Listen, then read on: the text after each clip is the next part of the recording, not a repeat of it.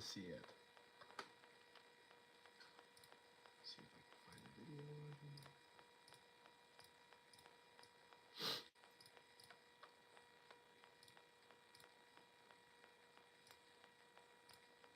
It's not popping up for me for some reason.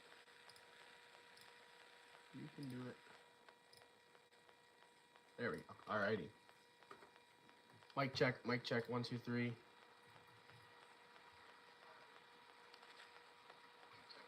Perfect. All right, I'm going to put this link up.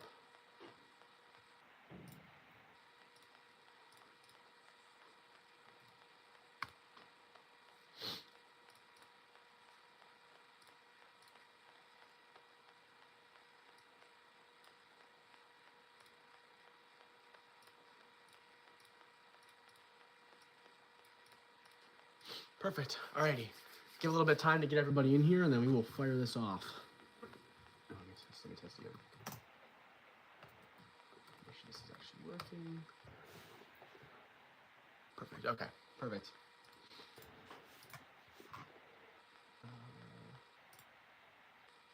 All righty.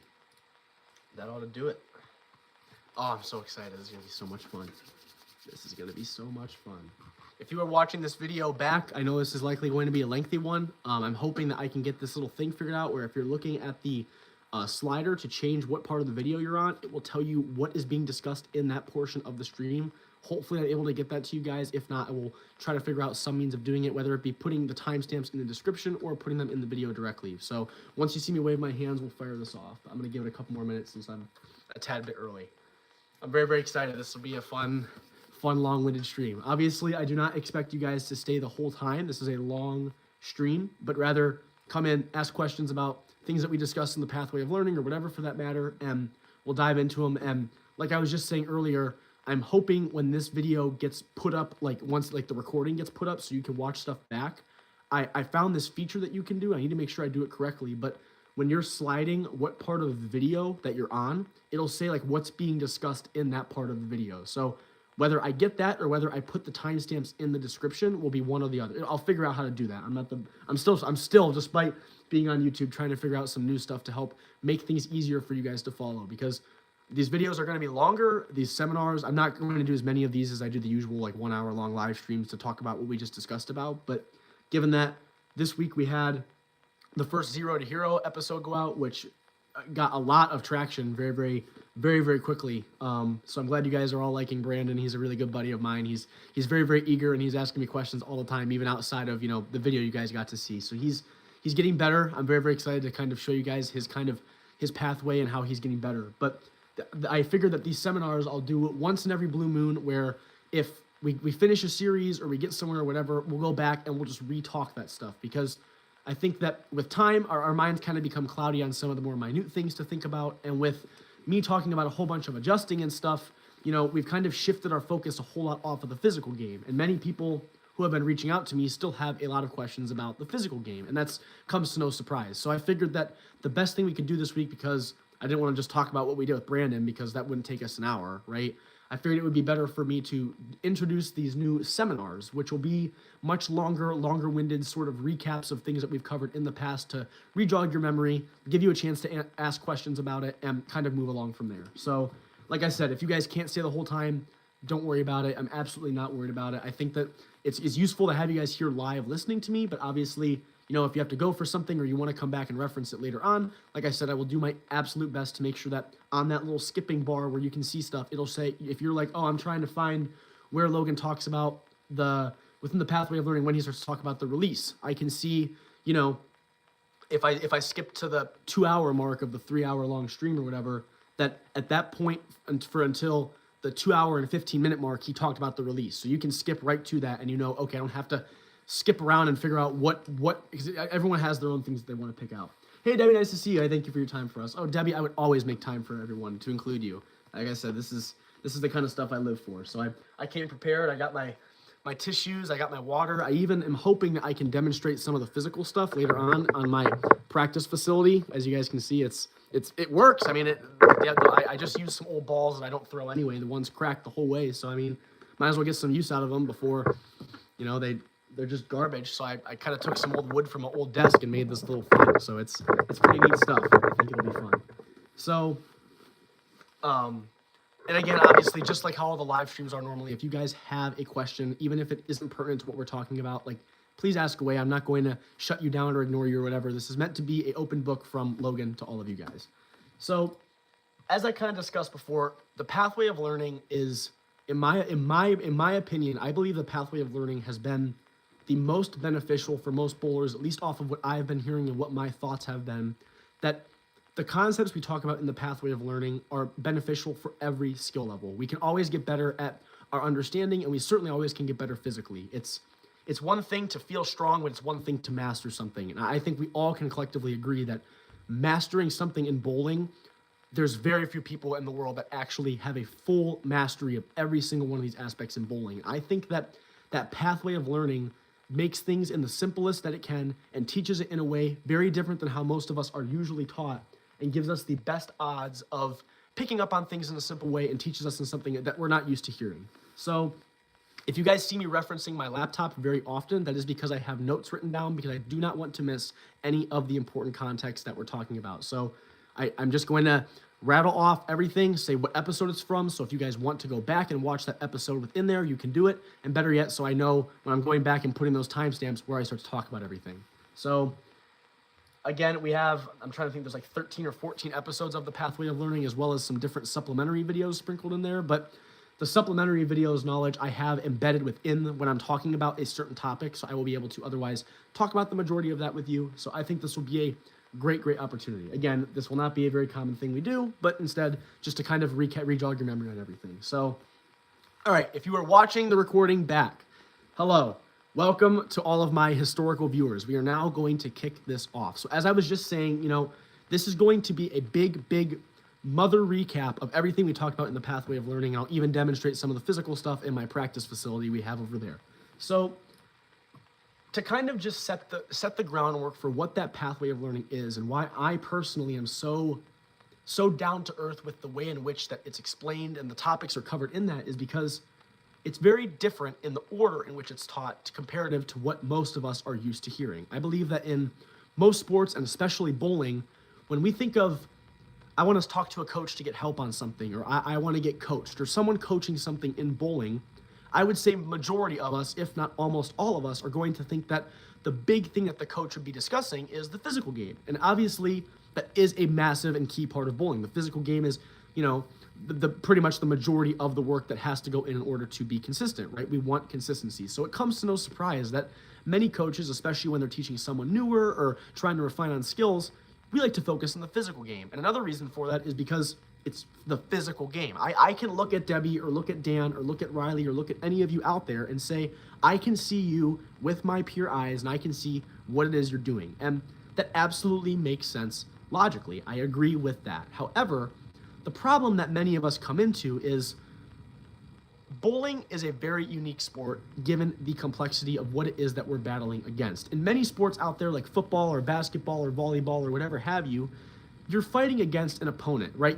There's some play, maybe some sort of physicality to it between player to player that otherwise makes it where if another player is performing worse or performing better, that can otherwise stunt your performance, other such things like that, right? But bowling doesn't have any of that contact aspect of it. And better yet, it has one of the most, if not, in my opinion, the most unique aspect of any sport, and that is the being of what the playing field actually is. The playing field, as I've said numerous and probably countless times at this point, the playing field is invisible. And when I reference the playing field, I'm making reference to that oil. And no matter where you bowl, what you have in your hand, or whatever have you, every single lane, hopefully, unless you're doing something for fun, has a different type of oil on it. The way in which that oil is spread about on the lane is otherwise going to change how your bowling ball is reacting as it is traveling on that lane surface. And given that the oil is not able to be visible from our naked eye, the playing field, which is that oil, which is changing how your ball is reacting and allowing you to have the highest odds of striking, is not able to be seen. It is invisible, right? And I think the funniest thing to compare this to, that I compare it to, is to think of a different sport, but imagine an invisible playing field, right? Imagine you're trying to teach people how to play football. You have some younger kids and you're teaching them how to play football, right? in normal football, we would focus on, you know, how the scoring works, how we run the ball, what the zones are, where do you run, what positions go where, what are the different routes you can run to play to that field. But imagine you're trying to teach these kids routes and where the end zones is and stuff, but they're playing on a cloud. There's no actual field. They can't see the lines, they can't see the goalposts, they can't see the touchdown, they can't see the end zone. Given that, if in that example, would you think that the most important thing to teach those kids would be how to run the routes, or rather what the playing field actually looks like? So when they then learn how to run the routes, how to hold the ball, how whatever else works, then they will be a whole lot more effective. That is my sort of thinking process when I made this pathway of learning, is instead of teaching us as a bowler, to what happens at the pins, I instead teach it the exact opposite. And I teach everyone what is going on with those pins and then translating that back to us as a bowler. Because only when you know what those pins are doing and how to complete the objective of the score and the objective of the sport in the most optimal way possible, only then is when the things that you teach a bowler physically start to make sense. I can teach a bowler, you know, optimal things, but if they don't understand that invisible playing field aspect and how that ball is traveling and how what they're changing physically is otherwise changing how that ball is navigating that invisible playing field, you're almost, what's that analogy? You can, if you catch fish for somebody, they'll be fed for a day, but if you teach them to catch a fish, they'll be fed for a lifetime. It's that same sort of philosophy. If you teach somebody something physically, but they don't know the being in which, if they don't understand the purpose of why they're changing something physically, not only does that not allow them to understand the concepts that are the most important to scoring, but it also doesn't give you a lot of room to improve, right? If you don't know how to accomplish the end goal to begin with, you don't know what to work on to otherwise have a higher effectiveness in accomplishing that end goal. And not only that, but what was I going to say? I had it on the tip of my tongue. I lost it again. And I guess that's the big point that I wanted to hit there, right? So teaching back from the pins to us as a bowler is a whole lot more effective and has been proven to be a whole lot more effective throughout the people I have coached in relation to the modern coaching methodologies. Let me pull up all my stuff I have over here. So again, to break it down into a more granular level of the topics I cover, like I said, I talk about how those pins fall and one of the biggest misconceptions in bowling. And then starting to draw that line back to us, we then start to look at that lane, that invisible playing field directly, right? We see how our ball is navigating down it, what things are otherwise changing how our ball navigates down it, and trying to otherwise paint the picture for something that we cannot see. We're trying to build a puzzle that we do not have all the pieces for. And that is what makes bowling so difficult. And when you guys are hearing these things, especially if you're hearing it for one of the first times, if not the very first time, one of the most complicated, if not even one of the most, what is the most complicated aspect of bowling is that invisible playing field because of its uniqueness to every other sport. Then after you understand that is when we'll start to get into the physical game. Now again, for the sake of this pathway of learning and this recap here, I'm going to cover things a little bit quicker so we can get into the physical game because so many people have questions about it. But I want to teach it in the order in which the episodes are. One, so it stays in fluidity with what the series has, but also so you guys can, again, make the understanding in the manner that makes sense. And then is when comes the new series that are coming out that already finished, like the Arsenal Advanced and Adjustments one, where you start to learn a little bit more deeply about that navigating aspect. And then the one that we're starting up now, which is that the Between the Frames playlist, which is the mental aspect of it, right? This whole series is meant to talk about what to think, what to look for, what to interpret, and whatever have you. But those new series are more of the hows, how these things work, how you should be thinking, and the in-between parts that otherwise will elevate you from the basics to the more intermediate and advanced things and get you to score a whole lot more effectively. Make sure we have no chats. All right, perfect. So, I mean, in terms of that first introduction video, that is exactly what I just covered here. I just talk about, what I just said, teaching it the different way typical than what we're taught. I break out what the things we're going to talk about are, and then we dive into it in the first episode. So let me go over to my next page. So this is the first episode of the Pathway of Learning that I will be discussing right here. And this video, it makes me kind of sad to see the view count in relation to some of the other episodes because I think that this video is one of the most eye-opening. I think this one, as well as the Optical Illusion one, are the most eye-opening, but this one I think did not get as much love as I think it should have because of the topics proposed in it. So, as I've discussed a bunch of times, I'm going to get my thing up here so I can kind of start to draw this stuff out. I guess I even could do it on my laptop. But to kind of help set the stage, right? Teaching it from the pins back to the bowler. So we are starting from that very, very first portion, which is the pins, right? When we think of bowling and when we think of how those pins fall and whatever have you, it's very common for someone to assume that there's some luckiness to it. There's a portion of it, right? I mean, Coach Logan, there's a ball touching a bunch of white sticks and they're flying all over the place. Like, you can hit a correct area or an optimal area or whatever, but there has got to be some luck to it, because how can those pins bounce around the exact same way every time? There's 10 of them. They get spewed all over the place. How is there no luck? Well, or how is there luck? Well, what this first episode is meant to help draw up in it is that there is none, because the characteristics of the pins and the characteristics of your ball going through the pins are constant, right? If you leave a certain pin, right, if you leave whatever pin it isn't because you got unlucky. There is a reason for that pin. If you guys had me not watch a throw and I just was able to see what pins were left, I could say with almost probably 90% accuracy exactly what your ball did and exactly why you left those pins. And that is one of the biggest hurdles for bowlers to overcome, because again, the objective of the sport isn't to make yourself look pretty throwing the ball. That's not the objective of the sport. The objective of the sport is to knock down all those pins in one attempt, if not get the rest in the second attempt. That is the objective of the sport. So again, we shouldn't be worried about being all fluid in our approach and worrying about all this, but rather focusing on fixing that after we know how to otherwise complete the objective. And that is what this episode covers. So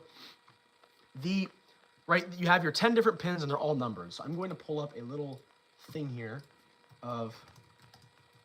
so we can kind of draw over this, because I think that'll be much more useful. Go ahead and get this pulled up. Perfect. All right, I'm going to flip you guys around and we are going to look at my laptop screen. So let's go ahead and move this cable. Try to flip you guys around. We're going to be doing a lot of moving around, especially once we get in the physical game. I'm going to start to move over to my practice facility, so to speak, and we're going to get a little bit more deep into some of the stuff. So here we have the pins. So for those of you who are less familiar with it or are starting to learn it, each of these pins comes with a corresponding number. And as you can see with the numbers of the pins, this is the number that's correspondent to one pin. So if you're bowling and someone says, oh, I left a 4 pin, if they say that, if I'm looking at it from where I'm standing, this pin right here is the 4 pin. This is the 9 pin. This is the 10 pin, so on and so forth. Very self-explanatory. But how your bowling ball is traveling through those pins is going to be different based off of the deflection characteristics it's receiving. And deflection, I'm going to flip you guys back around so I'm going to talk for a minute. The deflection characteristics are otherwise the force that's brought back onto your bowling ball because of the contact it's making with those pins. So the pins have a allowance of difference in weight, where they can weigh either 3 pounds 6 ounces to 3 pounds 10 ounces. Now I know 3 pounds 6 ounces, 3 pounds 10 ounces, or whatever doesn't sound like a lot, especially if you're a bowler that uses a 14, 15, or even 16 pound ball, but there's 10 of those. So if we think logically, if my ball is making contact with some pins, does it travel dead straight and never ever move or get deviated off of the path of where it first collided with the first pin it touched? Absolutely not. So whatever guy back in the day said, for every reaction, whatever action, there's equal and opposite reaction, right? When two forces collide, force is brought back on each of them, right? If I take 2 balls and ram them into each other, they're going to bounce off of each other.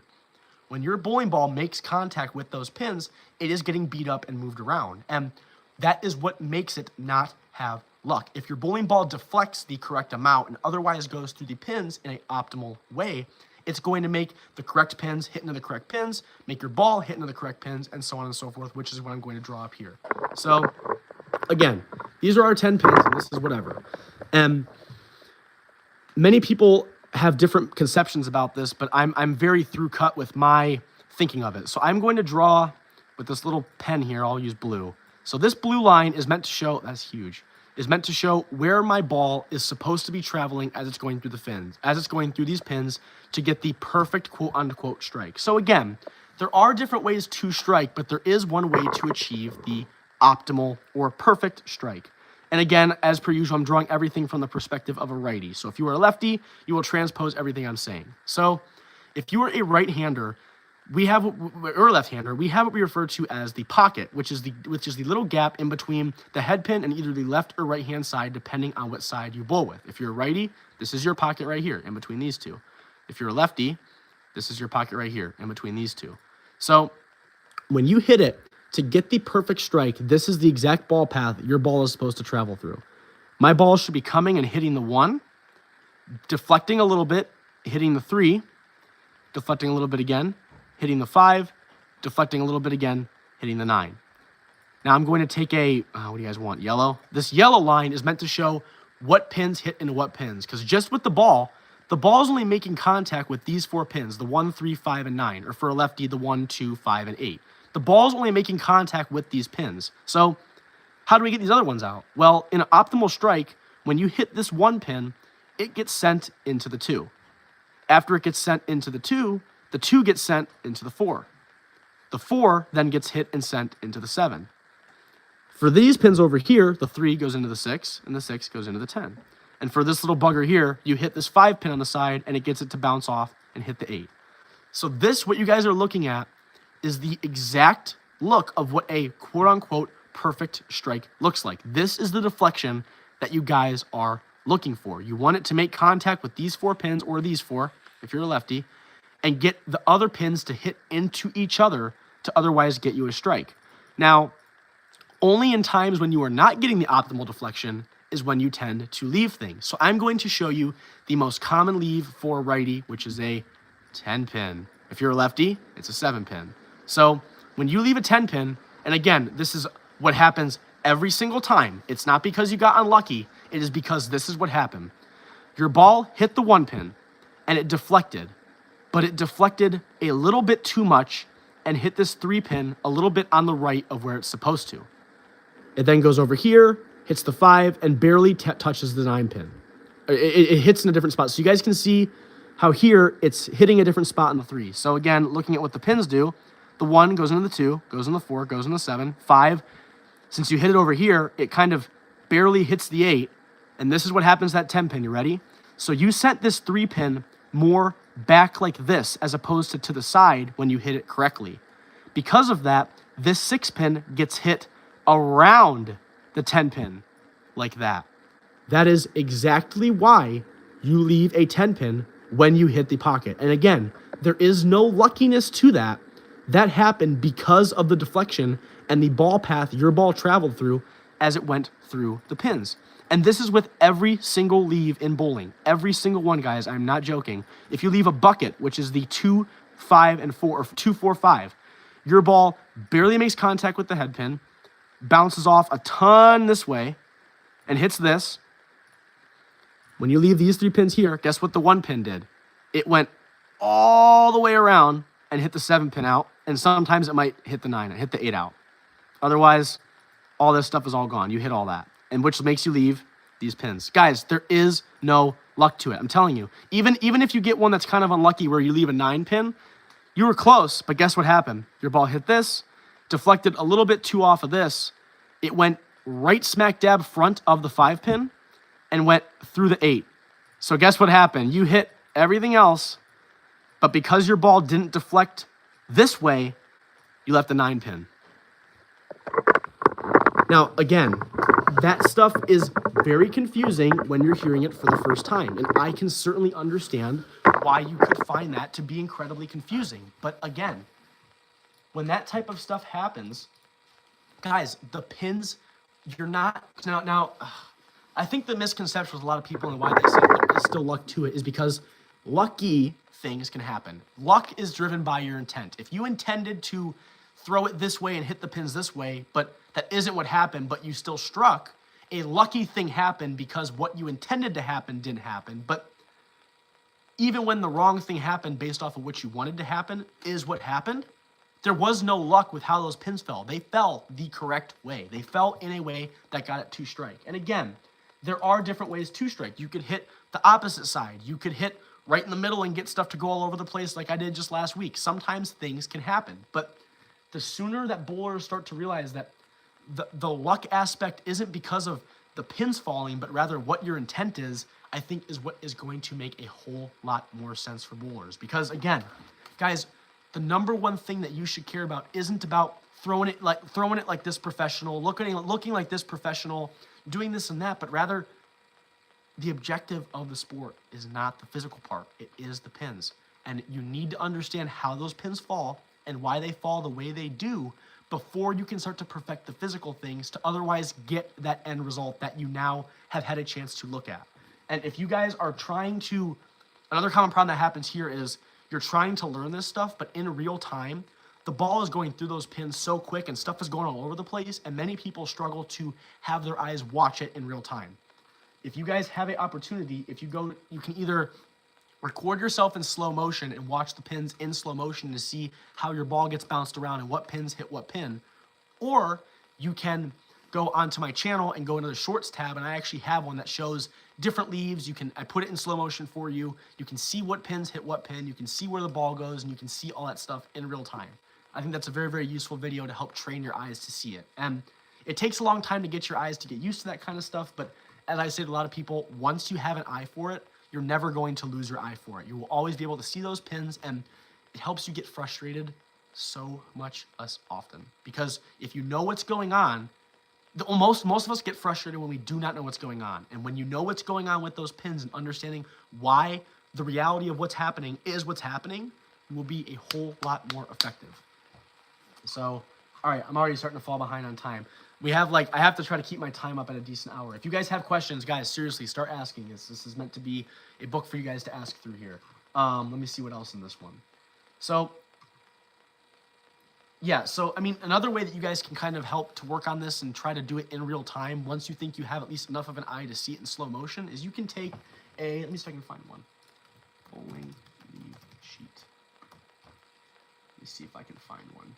Yeah. So I'll zoom in on this and I'll show you guys here. So this is a sheet that I just looked up. I just Googled it. And this, I think, is a useful sheet to help kind of work on this sort of concept moving forward. Real quick. So right here, I have this scorebook sheet. Now, again, when you're learning, this might seem kind of complicated, but once you see it, it will certainly help. So, I mean, just looking at this, you guys can see how there's different frames for each one. Like this is the first frame, second frame, third frame, and so on. And each one has a little diagram of pins. What you can do in live time as you're throwing the ball is draw what I had just drawn here. So for this first frame, you know, I can do exactly what I did in real time while I'm at the bowling alley. You can just print this out, you know, write what day it is, whatever you want to write. You don't have to write all that, obviously, but it helps you track what's happening, because once you start to realize what your big mistakes are more often, you know, this is me mapping out a leave of a 10 pin, you know, you'll draw this exact diagram on here. And you can even say, you know, if you miss a spare, you can say, oh, like let's say I left a 10 pin on this one, and let's say I missed it left, I could draw this. So I can see, all right, I missed the pin to the left. So now you know, okay, I can reflect on my performance and see what things I'm struggling with the most because of the objective, and then I can go back and change the things physically to help correct that mistake that I'm falling into. And again, if you don't know what the pins are doing and don't understand that, it's very hard to know what to correct. It's very difficult, and it's almost unreasonable to expect someone to be able to compute that kind of information and be able to draft up the things they need to work on. So I think that helps gather a lot of information. So, all right. So this one's a very quick one. So episode 2 was me otherwise clarifying like why we hook the ball and the angles of entry and how that impacts the deflection characteristics of your ball and how it's going through those pins. Because as I just said, you know, I'm talking about how the ball bounces around and stuff, and I'm sure many of your questions are, okay, Coach Logan, let's say it's bouncing off too much or bouncing off too little. What things can I change to otherwise correct that, right? What are the things that I can adjust to change how that thing is traveling through the pins, how that ball is traveling through the pins? And that's a very reasonable question. Now, what the biggest impact on this is your angle of entry. So I'm going to flip us back around again. I might just keep you guys flipping around. After this one, we should be able to flip Nah, we're going to have to flip back again. Who am I kidding? I'm going to try to act like it's going to be a lot of flipping around. So let's go back again. So we're here, right?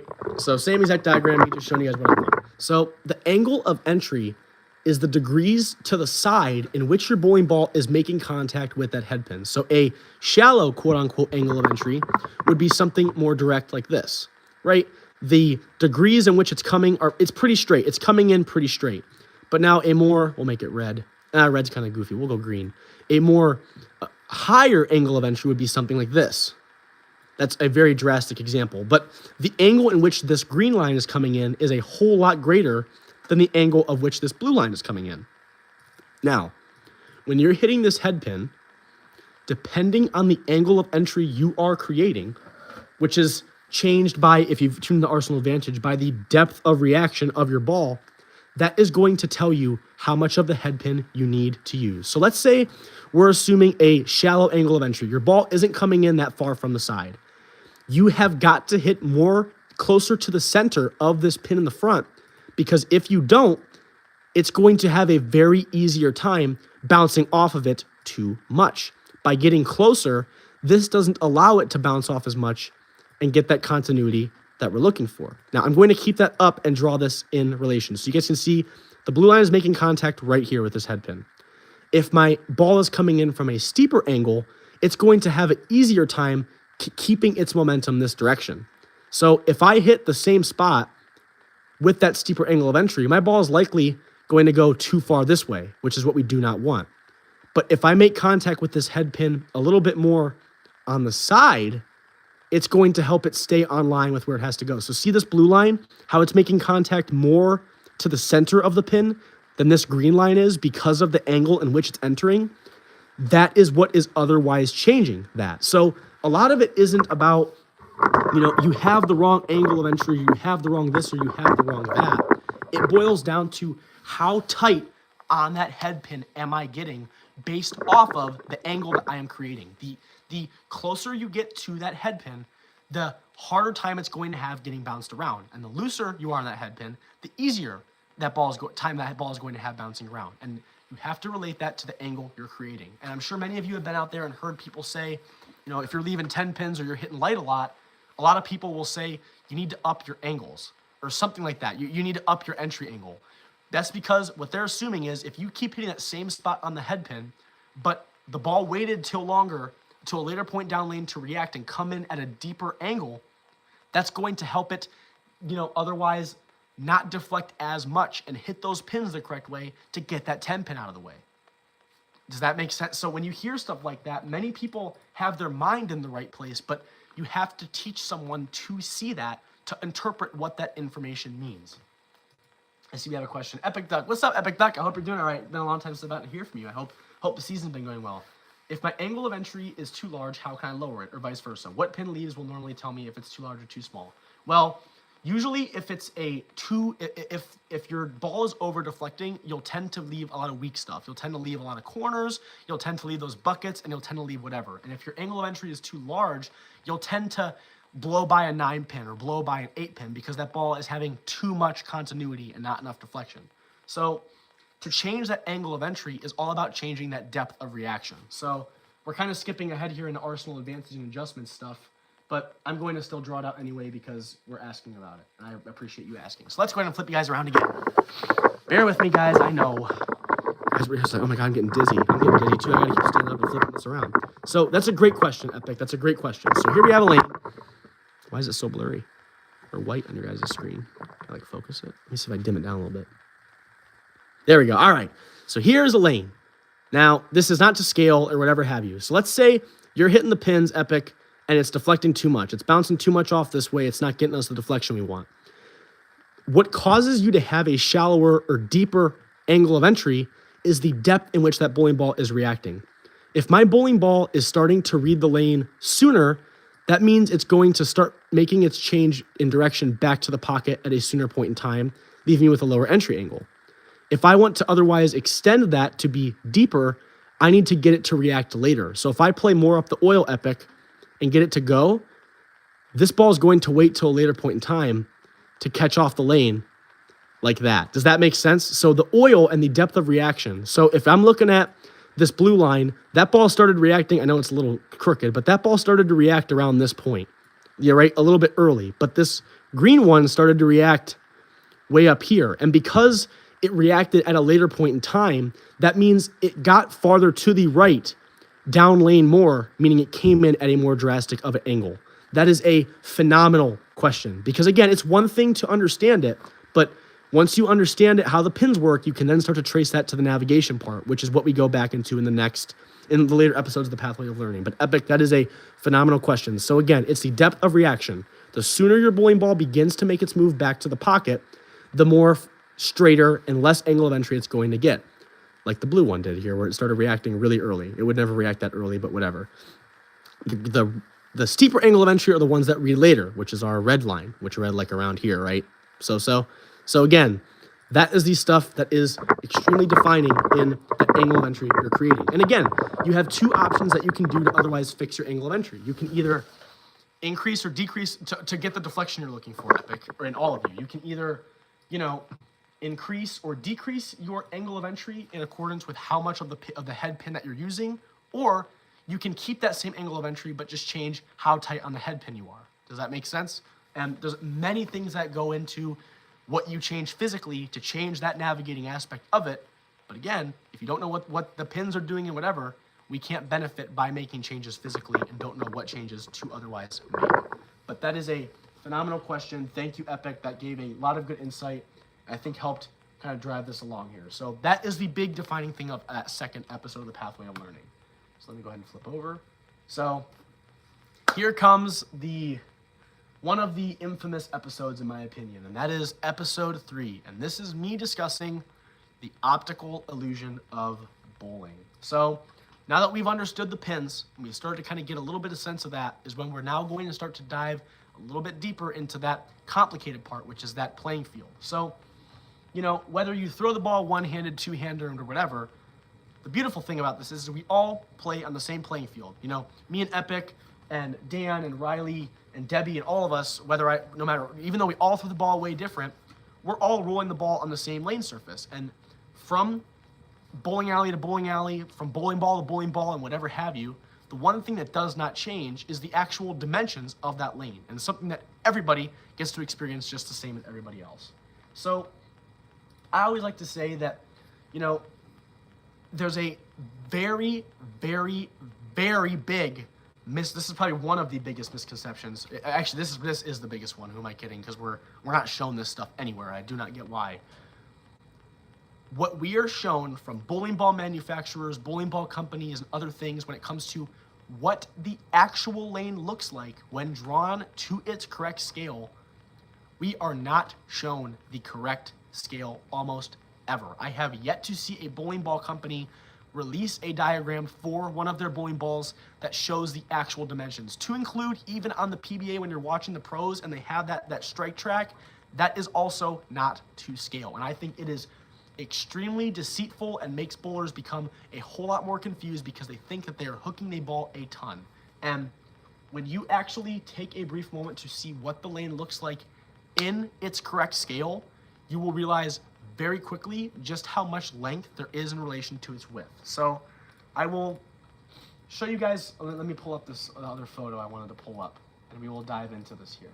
I can even show I'll even just show the one we have. So to kind of help set the scene before I show this here, the dimensions on paper of the lane from the very base of the foul line up into the very base of that head pin, or the one pin, there is 60 feet of length. And 60 feet is pretty long. I mean, if you take a 6-foot person, you'd have to put 10 of them on the lane, and that would be the length of the lane. That's pretty darn long. But in terms of the width of the lane, every single one of those floorboards that you're looking at when you're setting up is 1 inch. And there are a total of 39 inches or boards between the corners of the lane and the gray boards that don't allow your bowling ball to hook. So when you think about that for just a brief second, just 1 second, right? There's 12 inches in a foot.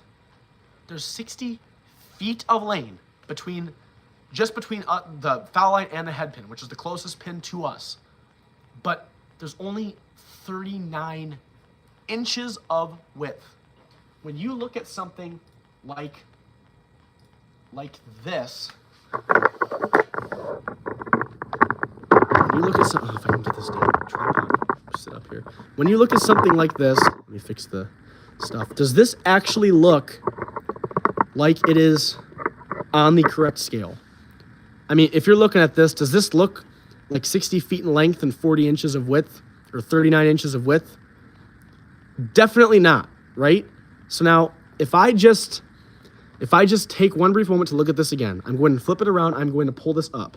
I'm going to pull up the actual dimensions of the lane. So this one actually has stuff drawn on it, but I'm still going to show you guys. So this is the to scale what the lane actually looks like. Now, I absolutely love showing this. I don't think there will ever be a time where I am not hyped up showing this, because this is not even remotely close to what we were just looking at. I mean, the width of this looks insane, but when you actually pull up what it actually is, it baffles my mind every time, even when I look at it now. I mean, look at that. I mean, look at the arrows on this and how spaced out they are, and look at the arrows in this. 1, 2, you can't see it because of the oil I was drawing on it. But, I mean, this is the reality, and this is what we're shown. And it's nobody's fault that people perceive it incorrectly, because it's just not what we're shown. But I really, really wish that, we showed it in its actual dimensions, because I think this would help give a lot of insight for the playing field. Because when you watch professionals or you watch others and they're hooking the bowling ball and stuff or whatever, it looks like those bowling balls are making a lot of left and right movements. It looks like that ball is going, and it darts, and it moves a ton, and you see some people that are throwing, the new innovative approaches now. You can see there's a ton of them out there. You'll see them kind of throw the ball in a different way, or they'll hook it a lot, and it's like, wow, like their ball's going from their foot's all the way on the left-hand side of the lane, it's going the whole way. Guys, the bowling ball is not traveling that far. And something else to take into account when you're looking at that is, when you're throwing the bowling ball, your bowling ball can only hook the right or left, if you're a lefty, side of the lane. It can only go from the corner of the right gutter to a little bit to the right of the middle of the lane, because if it goes more than that, you're not going to hit that head pin in the pocket to strike.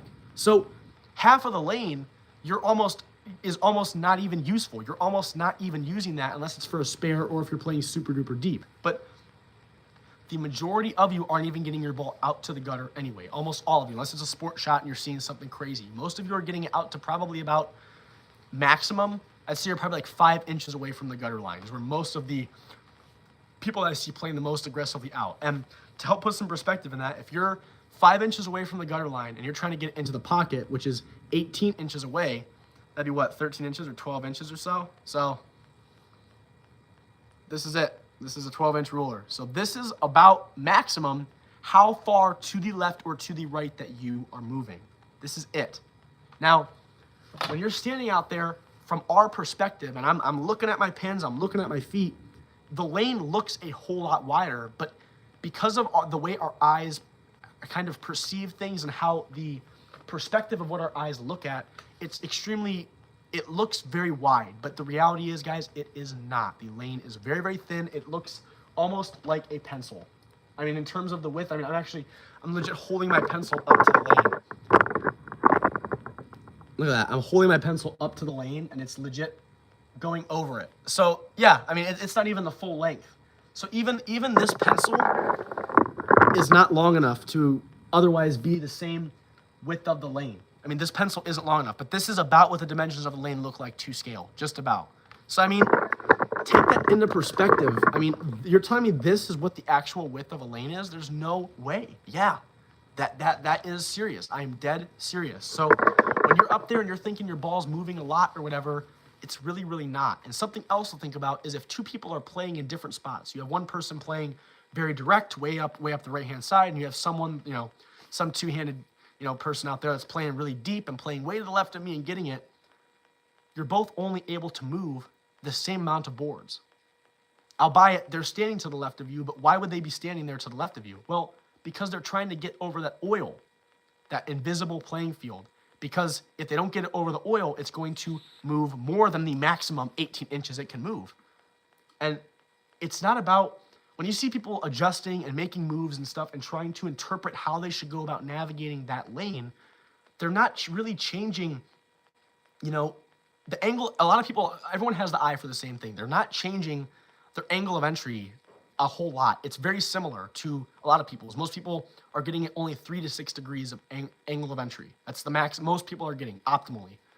And when you think about that, it's like, wow, like even when someone's playing the lane a different way and changing stuff or doing something different than me, it's really not making that much of a difference. They're just relying on different parts of that lane and different oil makeup of the different parts of that lane to otherwise get their ball to accomplish the same exact task. Does it look like it hooks so much because of the amount of time it takes for your ball to travel the 8th inch? Yeah, well, that too. I mean, it's also, I mean, the best way I can say why it looks like it too is because of, like, if you're driving on a highway, let me see if I can find a photo that kind of shows it. Like, the perspective of what our eyes look like. Yeah, see, so here. So this is a kind of a good one. I mean, it's stupid, but I think this kind of puts some more sense behind it. So, I mean, looking at this photo that I just randomly found of this, if I can pull it up. Open image. Here we go. So, I mean, if you look at this road, I mean, it looks long, right? I mean, you can tell it's long, but does it really look crazy long? I mean, it does, but it's really not. But because of our perspective and what we're seeing, this is almost like what a lane is. This is your lane, guys. This is what it's looking like. And this doesn't look very long, this little section here, because that's what we see, right? I mean, if I look up a bowling lane, I'll look up a bowling lane. I'll bet you'll notice the same exact effect. The same exact effect. Bowling lane. Here we go. All right, this is some cool stuff. I like this. All right, so look at this. Here's my road, right? This is that road picture. All right, tell me what kind of resembles it. Huh? It kind of makes that same look. Now, does this lane look as long as it looks in this photo? No, it looks like this. This is what it kind of looks like. At least that's what it looks like to me. It looks real wide. Not that. This looks like this, and this to me looks like this. But this and this are both creating that same optical illusion because of the perspective of what our eyes are seeing. This is the same exact thing. So because of that perspective, when you do see your bowling ball move or otherwise change directions and get back to the pocket, it looks like it's moving a butt ton, but it is just, I don't know what else to put it other than it's just not moving that much. So again, I really wish that they showed it, you know, in a mannerism similar to kind of how it's shown with, you know, like what I just showed you, because I think that would help get that perspective shift for a lot of bowlers fixed up a whole lot quicker. So you're really not changing a whole lot. Let me see what else. What else did I say in this video that's important? There's a bunch of other features on the lane. Like there's little indicator dots about 7.5 feet from the base of the foul line. You have your arrows at different distances around the 15-foot mark from the foul line. And some lanes will have a couple sets of rangefinders 40-ish feet. I think it's 34 feet and 40-some feet away from the foul line down lane that can help you see where your ball's traveling. And those are all different tools that we can use as bowlers to help our targeting, right? If we're trying to target something and we're looking at an invisible playing field, well, it's kind of hard for our eyes to hone in on one thing. But those indicator dots, those arrows, those rangefinders down lane are what help kind of paint the picture for where our ball's traveling on the lane. Obviously, we can't see the oil, but it at least gives our eyes something physical to look at that can allow us to target something and hope to roll our ball over it. Many bowlers like to look at the arrows because they're 15 feet roughly, because they all kind of make that triangular formation, right? That they're far enough away where you can look at them and roll your arm in the direction of that and get it over that arrow. And obviously, if you can get it down lane in the correct spot in relation to the arrow you're looking at, that is going to greatly help you, you know, hone in on a target and get the outcome that you're looking for. My throat's a little bit off today, guys, so I apologize. I'm trying to keep myself, like, my voice lubricated with the water. So if I sound kind of scratchy, I apologize, but we're going to get through it. So let me see what else. So, I mean, my challenge for all of you is with this episode that I challenged is, I mean, let me look up, like, what, like the type of stuff that bowling ball companies will show you, where it shows, like, the bowling ball motion drawn out on the, yeah, here we go, yeah. Here, look at this. I like that. So this is something that's by a very, very well-known teaching company, by the way, for bowling. So, I mean, just looking at this, let's just take a look here. Let me dim this down a little bit. So this is what they're drawing for us right here, right?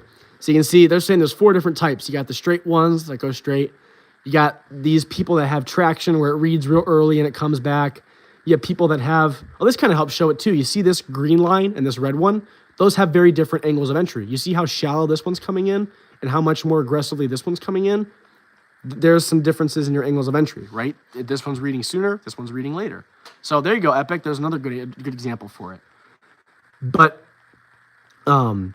this is not what it looks like. And I bet this yellow one or something like this, if you're looking at bowling balls to buy, I bet they show some diagram. And it's like, this is what the bowling ball motion looks like of that ball. If we draw that out over the actual dimensions of the lane here, that line is going to look nothing like what they're drawing here. So, I mean, this yellow one, it's saying what? They get it to about just off of the first arrow. It gets like a couple inches off of the gutter, and it makes its way back. So I'm going to try to crudely draw. Oh, this is going to be terrible. We're going to try it anyway. You live once, right, guys? We're going to try to draw that. So it got just off of the first arrow, which would be right here. So, I mean, drawing this back, where were they standing? Let's see. They were standing right up the center. So they were standing right here. So they're saying, oh, I missed it. Let's see if I can get it. Yep, so this is the ball motion. This is the exact thing that's drawn here. I'm drawing it exactly. So they're saying it makes it halfway down the lane. This is 34 feet here, so let's get this to 30 feet. So it makes it halfway down the lane. Okay, we're halfway, and it makes its way back. So I'm now going to make its way back. Okay, it has made its way back. So again, this is what this is drawn. This is what you think the bowling ball is going to look like. I just drew it, right? We can see it right up the middle. They're standing in the middle, just off the first arrow, just off the gutter line, right into the pocket. Here's what it actually looks like. That is not this. I mean, that's not even close. I mean, look how much this one makes it look like it's moving. Looks like it's moving a ton. That's how much it moved. Guys, this is it. That's it. And even then, I even made that one go right through the head pin. So even this is more drastic. This is all it moved. So again, sooner you start to learn that kind of stuff, guys, it will help you see what it looks like. Again, most of you are hooking the ball this much, left and right. That is it. That is literally it. That kind of worked out quite well, being able to pull that up. So, all right, let's go ahead and keep moving. I think that was everything. Oh, James is here. Hey, James, how are you doing? I hope you're doing all right. But again, like that optical illusion part of it is so important. And that one got the traction I was hoping it was going to get, because that one is a big, big eye-opener. But if you've seen that and haven't seen that deflection one like I talked about earlier, go back and watch it, because that is the objective of the sport. We don't care about how we look throwing the ball. It helps get us to achieve the result we want, but we have to know what the objective is and how to get that objective to be met. So, all right, let's go along. So now we're going to dive into the 4th episode. Now, in the 4th episode, this is me kind of giving a little bit more of that history and the background of how that oil is that you guys have seen me draw up, and is all these little diagrams we've had. So oil has had a very, very interesting historical presence. So back in the day, before they had all this new modern technology, right, the bowling balls didn't have all this like reactivity. There was no such thing as reactive back in the day. They actually used a rubber component to make up what the actual shell or the outer edge of those bowling balls were. And when bowlers would roll balls on the old wooden lanes at the time, when those balls, as you guys hear it, they hit that wooden lane. And when they would hit it, it would very, very often damage the lane. And it would very, very often wear and tear, make it get warped and such. So what they started to realize is if they applied this I guess, resistance on the lane, which is the oil, that it otherwise softened the blow that the wood was taking, gave it a little bit more life, and otherwise didn't wear and tear the balls as much either. Now, once some of these bowling ball, bowlers and some of these bowling ball companies back then started to realize that you can flick your wrist and twist it and get on the side of it, or back then today, they usually would throw it like a briefcase like this, then bowling ball manufacturers realized, oh, like, the way in which that oil is applied to the beginning of the lane, we should try to make something that when it gets through that beginning part of the lane, it does something with all that friction that it's seeing. And, someone got an achievement. Bowled a clean 226 in league last week. Heck yeah, Jay, that's awesome. Debbie even said, congrats. It's awesome, James. Good job. So where were we? That is pretty cool. That's awesome. I'm happy for you, James. But when bowlers started to get that new reactive stuff and that, the plastic stuff and whatever, bowling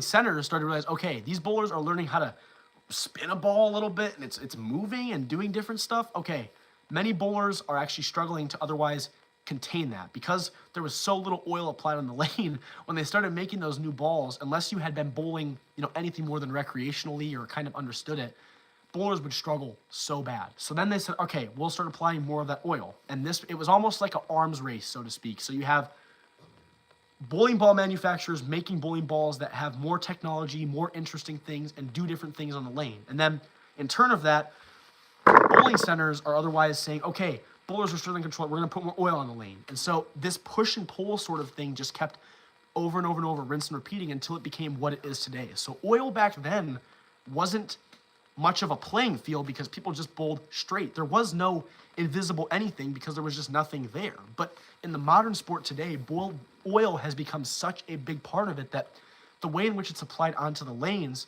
has different conditions that can either be more helpful or more challenging for you. And that is what makes it so interesting in the modern sport, because that is something that is continuing to evolve, and not only evolve, but evolve very, very rapidly. And because of that, some of the stuff that happens physically has been changing. If you look at what a professional release looked like even just 20 years ago and look at what the more modern release is, because of how this technology and oil and everything is continuing to evolve, the optimal things are always changing. Right? It's important that not only you know what has changed up to this point, but the direction that it's going. And based off of my analysis, it's only going to continue going in the direction that it has been. And that is, bowling balls are going to continue to become more and more aggressive, and oil is only going to also continue to become more and more apparent in how it's impacting that play of the lane, or how you're otherwise choosing to navigate your ball to get that deflection characteristics you're looking for as it's going through the pins. Now, the stuff that you bowl on if you go to a league or something recreational is not what the professionals are bowling on. So there's different sorts of oil patterns. And there's these machines, if you guys have seen them, where they roll them down. It's like a big flat thing, and it goes on the lane. That is when that machine is applying oil and stripping it and doing a bunch of different stuff to get that stuff to have that friction and oil and all that other junk on the lane. So when you go into something recreational that is meant to cater to miss room, which is a thing, the oil is meant to be a tool to help you. Now, the professionals, in the way that it's applied in some of those different patterns, is not meant to be as forgiving. The help is not meant to be as drastic. So I'm sure your big question is, okay, like, what exactly is the typical thing? So we like to refer to it as a house shot. So, oh yeah, Epic. Those things are so expensive, dude. Those things are so expensive. And the oil to put in them, oh man, the technology is ridiculous, guys. You should see some of these oiling machines. They are crazy. Some of them are fully automatic, and they'll just go from lane to lane without even having to have someone like watch it or move it over, because they just know. It is insane. Those machines are awesome. So to kind of help put some, I guess, imagery, because we can't see it, right, on what most of us are bowling on, we're bowling on a house shot. So house shots are meant to be your throw it good enough and you will have a high odds of striking. And you're probably like, okay, how can I have miss room? It seems like a very precision-based sport, Coach Logan. Like, you're talking about how the ball has to deflect the right way and hit the head pin in the right spot and all this stuff. How can an oil applied to the lane make my ball do that more often? Well, it's because of how it's applied and how there is a ratio of oil. So let's go ahead and flip this around. I might even try to find like a image that I think would help kind of show you guys what I'm talking about. I mean, I already have one pulled up, but I want to get one that shows, like how it otherwise. Okay, this image helps. Perfect. All right. So that image I showed you guys earlier with the yellow is exactly what the oil actually looks like. So on here, I'm going to dim this all the way down so you guys can try to see a little bit easier. Oops. All right. So here's the oil. So you can see how there's this like orangish kind of goofy looking color. So the darker this color is, the more oil there is that is within that area. And if you're looking at these arrows, these are all 5 boards or 5 inches apart. So within the outer 2 arrows, there's a bunch of oil between that. And on the outside of that, there's not a whole lot. And it starts to kind of slowly taper off as you get more and more down lane. So if you look here, you can see it starts to taper off around here, which is around in between the 40 to 43 foot mark is where most bowling centers are going to have the oil be maximum, or the farthest. So how the heck could this possibly help my ball navigate and give me that help I need? Well, when your ball sees oil, that is what causes the ball to skid or doesn't allow it to see that change in direction to get it back into the pocket. So let's say my intent and where I'm currently throwing is if I throw here, oops, okay, I gotta draw a better line. You guys gotta remind me to take an art class or something.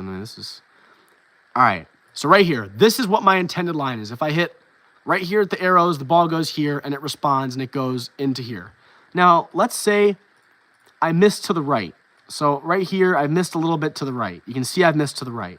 Well, because this ball is getting to the outside of the lane at a sooner point, that means there's less oil that it's seeing that's causing it to skid or not hook. So what happens is the ball misses right, it sees more friction at a sooner point in time and picks up sooner and gets it back into that pocket. So you see how the red one read here and the blue one read sooner.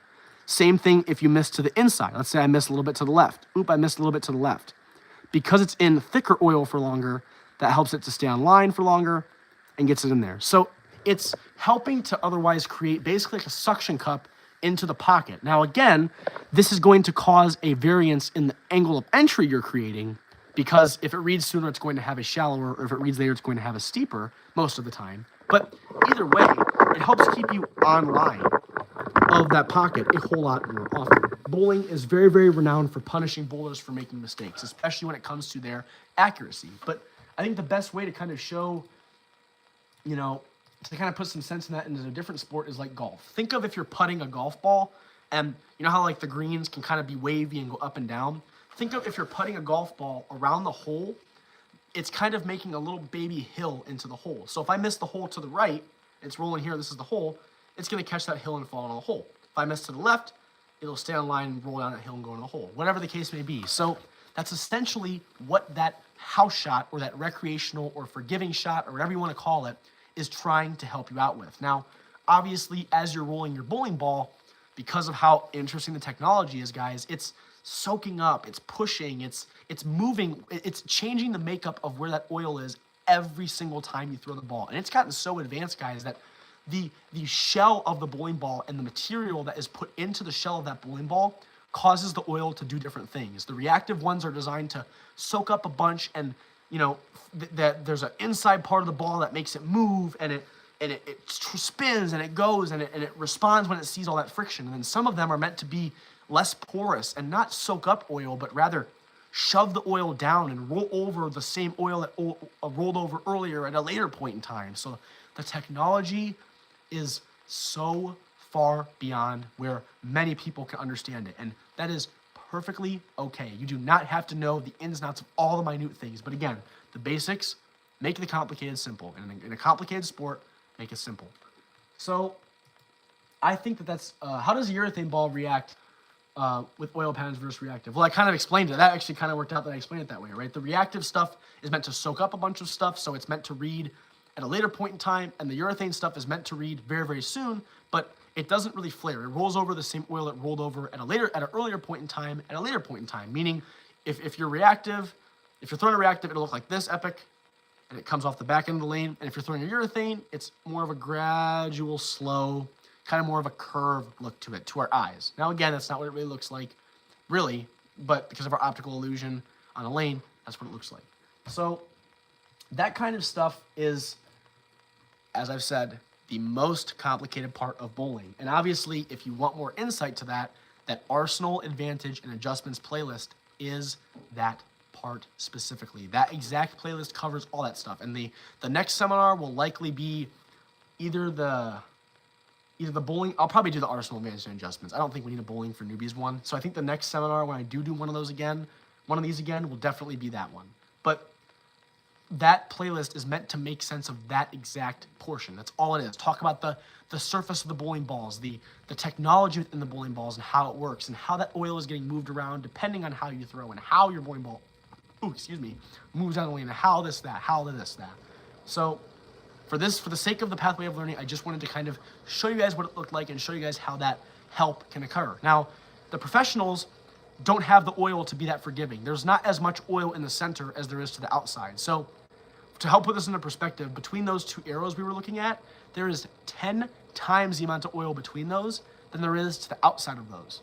But on a sport shot, there might not be a 10-to-1 ratio. It might be a 3-to-1, a 2-to-1, a 1.5-to-1, or even sometimes there is no ratio at all. Now, that makes it way less forgiving because if I miss to the left, it's not seeing as much oil as it would on a house shot, so it's still probably going to hook a whole lot. And then if I'm, otherwise trying to get it, if I miss to the right, it might not see enough friction and it might not hook at all. So it's very, very interesting, especially if you've had a chance to bowl on some of these sport patterns. I'm sure you guys have realized very, very quickly just how much more difficult they are and how less forgiving they are when you do make a mistake.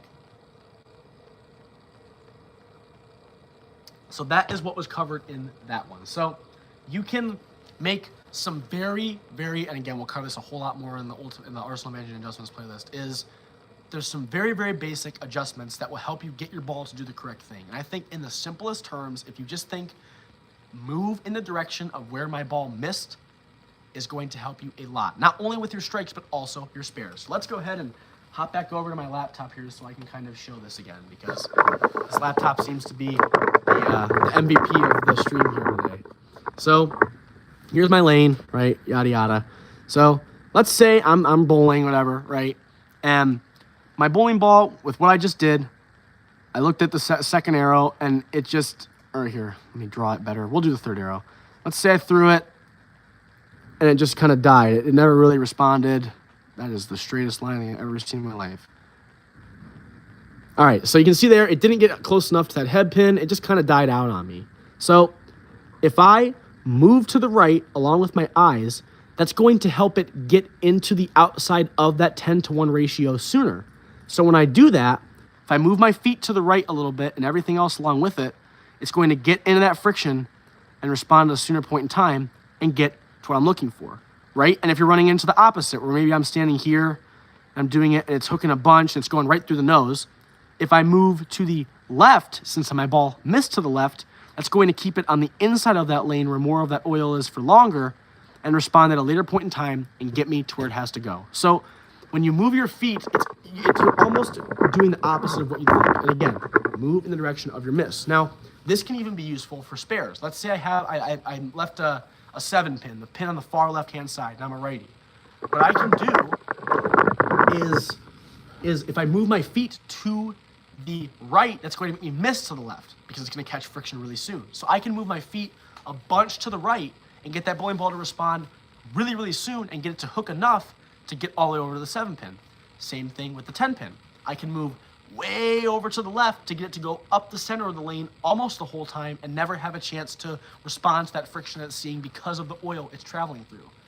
Adjusting is a very, very, very complicated thing. And the thing that I think makes adjusting so complicated is an adjustment that works for one person will always work for everybody else, but how effective that adjustment is for you because of the different ways that bowlers roll the ball is what makes it a whole lot more complicated. And there are 101 ways to fix one problem or make one adjustment. And that is what, again, that Arsenal Management Adjustments is meant to do. But for here, for the preliminary stages, if you just know on the basic terms, move the direction of my miss. It will help you get in the pocket. And if you move to the right to make it hook more, move to the left to make it hook less. Easiest way to think about it. So that is the 4th episode of the Invisible Playing Field of Bowling. So episode 5. So this is me kind of diving a little bit more into how that oil is getting kicked around and how it's moving and how this technology is otherwise changing it. So as I've said before, how the technology in the ball has evolved, I'll go a little bit into it here. So let me grab a bowling ball. So I have my bowling ball here. This is my little beat up bowling ball, which we'll be throwing today, by the way, as well as my other one that's almost completely broken at this point. That's why I'm throwing it. So I don't use this ball very often. for anything, so I just use it for practicing. But this bowling ball, the inside of it isn't just some like cemented thing. There's a core, which is a different sort of thing that comes with every single bowling ball. And if my bowling ball is rolling down the lane like this, because of that core, it's trying to go through this process called precession. And that process is essentially saying that every time this ball rolls over, it's not rolling in the same direction every time. It kind of goes about in a weird way, kind of like this. And when that happens, your bowling ball is always rolling over a different part of the surface of it every time it spins or every time it rotates. Now, because of that, it's never rolling over oil that it rolled over before if it flares a lot. Let me help show you guys some of this. Low versus high flare bowling. See if we can get a good image of it. I found it. So ignore all of these numbers because we are not going into that today to make things as simple as possible. Let's go ahead and look at some different types of flare. So when your bowling ball flares, it is always traveling over a different part of the ball every time it goes. So this one on the right, if you see these little, like these little things, these are lines of oil. So do you see how every single time the lines of oil aren't directly over each other? So every single time this ball spins, it's going over a different part of itself, meaning every time, the whole time the ball is traveling down the lane, it's always seeing a different part of the ball. Now, if you look at this one is just making one straight line down it. So what that means is every time it's spinning, even this one here in the middle is pretty darn close. Every time it's spinning, it's rolling over oil that it had already rolled over before. Now, if your bowling ball the whole time it's traveling is flaring a lot or otherwise rolling over a different part of the ball, that's going to help give it more of that reactive look. And not only that, but it won't push oil down or shove it or make the makeup be any different. It's just going to dry it up because you can see it. It's soaking that oil into the ball. The only time you can ever see the oil is when you're looking at your ball. Now, a low flare bowling ball, which is the one where it's rolling over spots that already rolled over, is going to be less aggressive and have more of that slow kind of look, kind of like the urethane epic.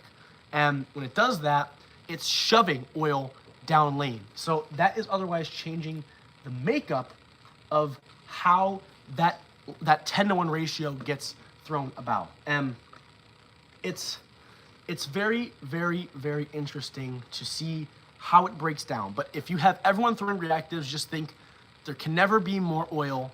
Even then, there can never be more oil than what was applied at the start. Unless someone takes a spray bottle and sprays oil on their ball, if there's 40 milliliters of oil on the lane, since those balls can only soak it up and not, make more oil appear, there at no point in time can be more than 40 milliliters of oil on that lane. So with less oil means more friction, means hook more.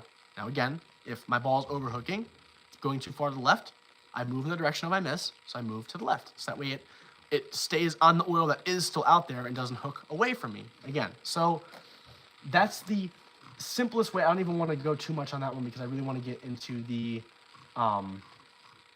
physical game. That one's the biggest one. I would say that there's different zones you'll find people play based off of how they throw the ball. And that's the big takeaway is some people throw the ball with a lot more speed. Some people throw the ball with a lot less speed. Some people give it a lot of spin or revolutions, and some people don't give it a lot of spin and revolutions. Depending on how you throw the ball, that's going to drastically change how it's navigating through that oil. One that's going faster is spending less time on the lane, meaning it has less time to hook. So more commonly than not, a speed-dominant bowler is going to have to play more to the outside of the lane, to the right-hand side, because they have to see more friction sooner where less of that oil is. And bowlers that throw a little slower and have more spin, because of all that rotational energy, it's going to have an easier time hooking at a sooner point in time. So they usually have to play more to the left, get their ball to stay in the center of the lane for a longer period of time to help it read later down lane and stay on line with the pocket. So, I mean, that one kind of goes into the next episode, which is episode 6. And in episode 6, I talk about basically what I just talked about right there. So I kind of skimmed over it because I don't want to go too deep into that because that's what the Arsenal Advances playlist goes into. Yeah, so like your speed versus how many spins you're generating per minute, right? That stuff drastically changes the motion or the look of that bowling ball as it is traveling down the lane. And with no bowler rolling the ball the same exact way, you have to be able to otherwise categorize yourself or understand how do I throw the ball, and based off of how I throw the ball, where should I usually be playing the lane, right? If I have a lower ball speed, than somebody else, it's going to be more likely than not that bowler that's throwing slower is going to have to play to the left of the bowler playing faster. Because their bowling ball is going slower, it has to stay on line for longer. And by playing to the left, it gets it to skid through that oil. And bowlers that bowl faster usually have to play more to the right or to the outside of the lane where less of that oil is sooner. So you have to kind of categorize yourself or realize what sort of bucket you fall into. Or you could be balanced somewhere in the middle of that, right? So you have to kind of categorize what kind of bowler you are so you know where I should be playing the lane optimally to help keep that ball into that pocket and get that deflection that I'm looking for, right? Get that angle of entry I'm looking for. There's a couple of other things that can drastically change the depth of which your bowling ball's reaction, which has a big impact on the angle of entry you're creating. So a big one is the angle of rotation that you create with the bowling ball. So we're gonna get down over here.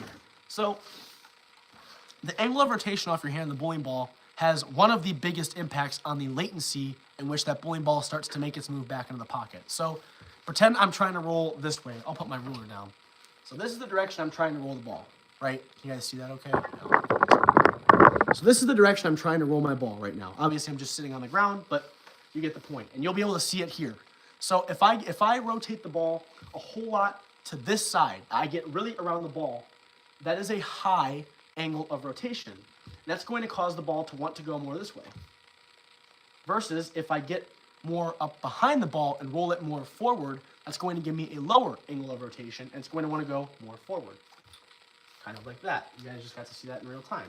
So because of the oil that's applied on the lane, these actually have the opposite effect of what they have when there is no oil. So when I get around the bowling ball, it's going to have a very difficult time responding to the lane until it sees no oil, like it's seeing here on this very friction-heavy carpet. It's like sandpaper down here. So if you get around the bowling ball like this and get it to spin way to the side, it's going to skid a lot, and at the end of the lane, it's going to be able to make its move more drastically. And if you get more behind it and get the ball to roll more at the pins, it's going to respond at a sooner point in time because the energy of your ball is already going forward. Does that make sense? So again, this is when stuff starts to get more complicated in terms of the navigational aspect, if you will, because of the complexities that come into it. Another one, which I want to show, that also has an impact on that, is your tilt. So the best way to describe tilt is whether you're thinking of a car's wheel going end over end, or if you're thinking of like the little bottle tops that you'd spin, you know, where they spin like this. So tilt is essentially how much in between of that you're getting. If your ball looks like a car wheel and it's going end over end, it has no tilt. If your ball looks like a UFO, like that, that's a lot of tilt. So people that have a lot of tilt, where it's spinning kind of like a bottle top more so, that makes that ball have a harder time seeing that change in direction because it's not rolling like a tire, meaning it will respond far less and at a far later point in time.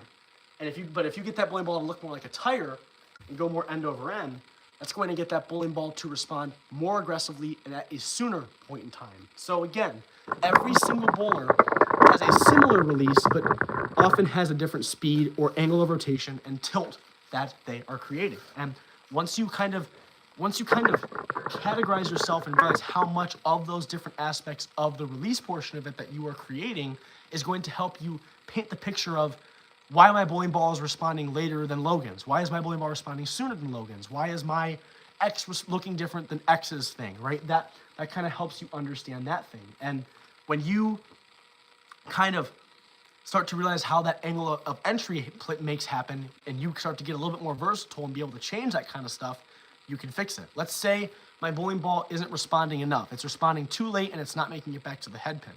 I could move my feet to the right to get it respond, or I could try to roll the ball more end over end as opposed to the side to get it to pick up at a sooner point. So right there, you guys are already getting into a lot more of the complex adjustments that are in the Arsenal Bench Adjustments playlist. This whole section is so intertwined, and I love it. But you have to be able to, it all ties into one thing. Know how you are as a bowler and know whereabouts you should be playing on that lane to give you the looks that you want. This was more so a continuation episode of that, as well as me discussing, where exactly other things that you should be looking at to have a better understanding of what's going on. So now is where we start to kind of transition a little bit. So in the 7th episode, it's called Improve Fast by Identifying Your Strengths and Weaknesses in Bowling. So as I've said all the time, and I preach to everybody, and I think this is so important for a lot of coaches to hear as well. Every professional bowler and good bowler for that matter all has one thing in common, and it's they interpret ideas and challenge a lot of things, but does a single one of them roll the ball the same way as everybody else? The exact same way. If I took 2 bowlers, would they throw the ball the exact same way? No. No bowler has the exact same look when they throw the ball. And not only that, not every bowler is built the same. Literally think of like the human aspect of it. I'm a thin person. Some people are taller than me. Some people are bigger than me. Some people are shorter than me. Some people are whatever have you. There are people that are all different shapes and sizes. And something that works for one person is not going to work for everybody. Now, logically speaking, and you'll hear me talk about this a lot as we get over into the physical part, which I'm so ready to get over into, is that as I just said, different things work differently for different people. And you have to be able to identify the things that work better for you, right? An adjustment that works well for me will likely not be the exact same amount of effectiveness for one of you. Maybe it will be, but we all throw the ball a different way, and we all have a different means of throwing the ball. So there are things that are optimal, right? Most of it is common sense driven. For example, if you want to hit your target, you have to extend your arm in the direction of the thing you're looking at, right? I mean, how can I expect to roll a ball at you guys if my arm goes over here or arm goes over here, right? I could, right? I could certainly do that, but it would be optimal for me to extend my arm at you. That's just one example. So again, when I talk about a lot of my concepts without the physical game, I do not like to talk about, do this and it'll fix everything, or do this because it works for everybody, because that's just wrong. I just don't think that that's the way that should be taught, but rather, here are the things that everybody that throws it well all do have in common. There are some commonalities between all the professionals, but there are some things that are different, right? There are some things that are very, very different. And I always say that when you're hearing something, and maybe you're hearing something that's optimal, and you're like, oh man, like Coach Logan's saying to do this, but I don't do that. I do something else instead. I always say, if you as a bowler are identifying what your strengths and weaknesses are and are trying to work on stuff, if you realize that you are not doing something that is optimal, you should be receiving a benefit for that. That is the big golden question. No bowler is all textbook. There is not one bowler out there that is fully optimal. There is not one. But every single one of them choose to not do something optimal because it allows them to play to their strengths or lets them silence their weaknesses. I will tell you guys one of mine. So I was a one-handed bowler for quite a handful of time, but my wrist did never ever agree with me. So I swapped over to two-handed. When I swapped over to two-handed, I would hold the ball like a normal two-hander, kind of like this, right? When I did this, my wrist fell into that same problem. I was in a lot of pain. My setup is not like this anymore. I now take my hand a little bit off to the side. What this lets me do is hold the weight of the ball more in my left hand for longer, so my wrist does not get as fatigued. If you watch another bowler set up like this, you'd probably be like, what are they doing? Why are they setting up like that? Why would they do that? That is not optimal, and it is not optimal. But I, as a bowler, am recognizing a weakness I have, which is the strength of my wrist and a problem with my wrist, and am choosing to not do something optimal because it is either silencing that it's not only silencing that weakness of a poor wrist mechanics that I have, but also is helping me give me a strength. And that is that I never muscle the ball. By being able to put weight of the ball on my other hand, I am now no longer becoming reliant on my one arm to bear the weight of the ball and do all of that. Meaning I'm never straining, I'm never muscling, and it's way easier for me to be a lot more fluid. I just told you guys a great example, and this is one for me. All of you have something that is different, but you just have to be able to identify it, understand why you're doing it, and if you are doing something that is not optimal and you are not receiving a benefit from that, or are not tucking away a weakness that you have from that, that is when I would say, okay, I would have some humility in myself to say, I need to work on that, right? And that's very difficult, and I totally get it. Everyone's always working on things all the time, to include myself. But that is I always say that the framework for working on the physical game is what I'm doing optimal? And if I choose not to do it optimally, what benefit am I receiving from that decision that I'm making? That will help, I think, clarify a lot of your questions. It's very, very difficult. I said this in episode 2, it's very, very difficult to pinpoint specific problems that you're having. It's very, very difficult. And I try to break it down in the next episode and hear which one I think is the next one that we're talking about. Yes, okay, perfect. In the 8th episode, I talk about it. But if you just ask yourself that everything you do, I think it makes the complex a lot more simple and doesn't get you to overthink. At least in my personal opinion and what I've seen. Ooh, sorry. I just apologize to the tripod. And what I've seen a lot of bowlers have better success with. And something else to think about that I always say is, a lot of the time with all these adjustment characteristics and different things that bowlers can do to otherwise alter alter their delivery of the bowling ball to change how it's navigating that invisible playing field, like we've just been discussing, is you don't want to be like a cookie cutter. You want to be a Swiss Army knife. No, we don't want bowlers to, be very, very strong at rolling the ball a certain way and doing a certain thing and being really fluid if it means that when that one thing is no longer working because of how that oil is broken down and because of how, that lane navigating part of it has become more complex as you bowled more on it, that person then is going to be at a massive disadvantage. You want to be versatile. You want to be able to otherwise change things that are happening to account for the situation that's in front of you. If you're a bowler that's very strong in certain things but very weak in other things, you either need to avoid the other things altogether or make the uncomfortable now the comfortable. For me, and I can tell you again, another story for me, I bowled in a pretty decently amount of money on the line tournament, and I am very used to, after switching, playing very deep on the lane. But when I was out there, the pattern that I was on did not play like how I expected it. And many bowlers, instead of playing very deep, were playing very straight. They were standing way to the right, playing way close to the gutter line, and rolling. This is before I had good knowledge of sport patterns. And I realized right away, all right, I am not confident in my ability to roll the ball the same way they did.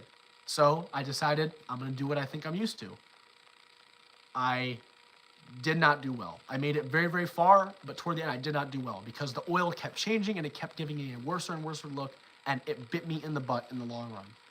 Guys, most of the time, not all of the time, but most of the time, if you and your opponent are both throwing the ball great, it's whoever is the most creative and versatile with their delivery of the bowling ball is likely going to come out on top most of the time. That is the most common thing I have seen in the sport throughout my years of tenure and seeing different bowlers and seeing the way that they navigate this stuff.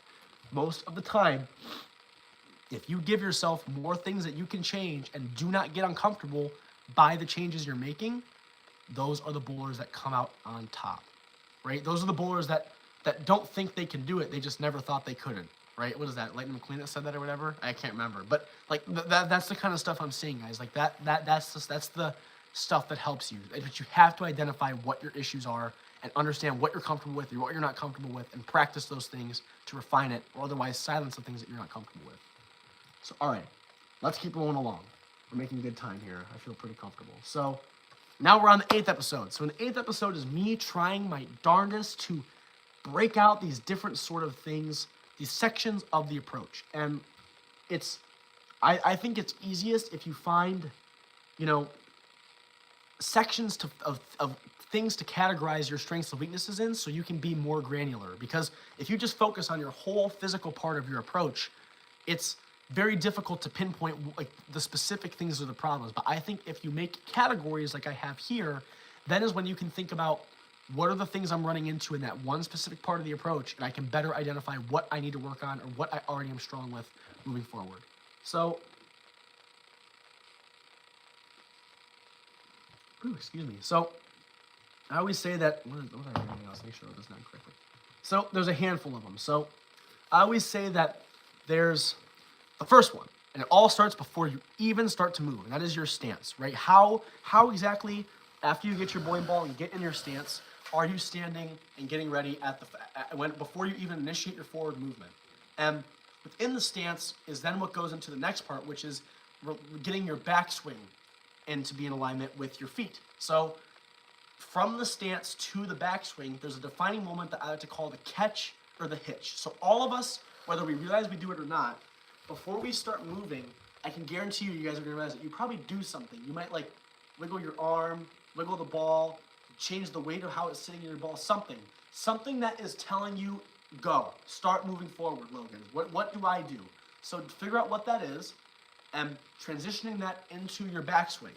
How exactly is your swing in alignment with your feet? Is your timing going to be correct going into the next part, which is the downswing? Once I'm at the peak of my backswing is then the next part, which is the downswing, right? The squeeze part. How you're navigating that ball down. Is it an optimal navigation down? Is it going in the correct direction? Am I expected to execute at a high enough level to capitalize on my adjustments that all of you know a basic amount of how to make in the earlier parts of the series? And then, yeah, I like to call the part where you're in the up here, the finger on the trigger. I like to relate to shooting a lot, the mechanics of it. So here is my finger is on the trigger. I'd have to pull it. So you going down is you pulling the trigger, you squeezing, your squeeze mechanics, right? How exactly you're getting that ball when it has the most potential energy, when it's the highest it can get, back into the kinetic, and getting that energy throughout not just your arm, but your whole body to transfer into your arm, right? That's the next part. And then following that is when, the after part of that. How exactly are you landing? Are you staying balanced? Are you able to properly get the correct feels in the release portion, right? That's you actually pulling the trigger, right? Shooting the weapon, shooting the rifle, whatever. How you're releasing the ball, how you're staying balanced after the ball, and all the other stuff. So if you can kind of think throughout, the portions of you analyzing your physical game to kind of realize what things you're strong with, what things you're weak with, and whatever have you, let me see if I can find that part in the video that I wanted to show. I think I can find it. But when you break it down into a much easier level, it helps you realize what are the exact parts of the approach, right? Because if you don't break that stuff down and you're running into a problem with the release, right? Like maybe your release is a little bit off.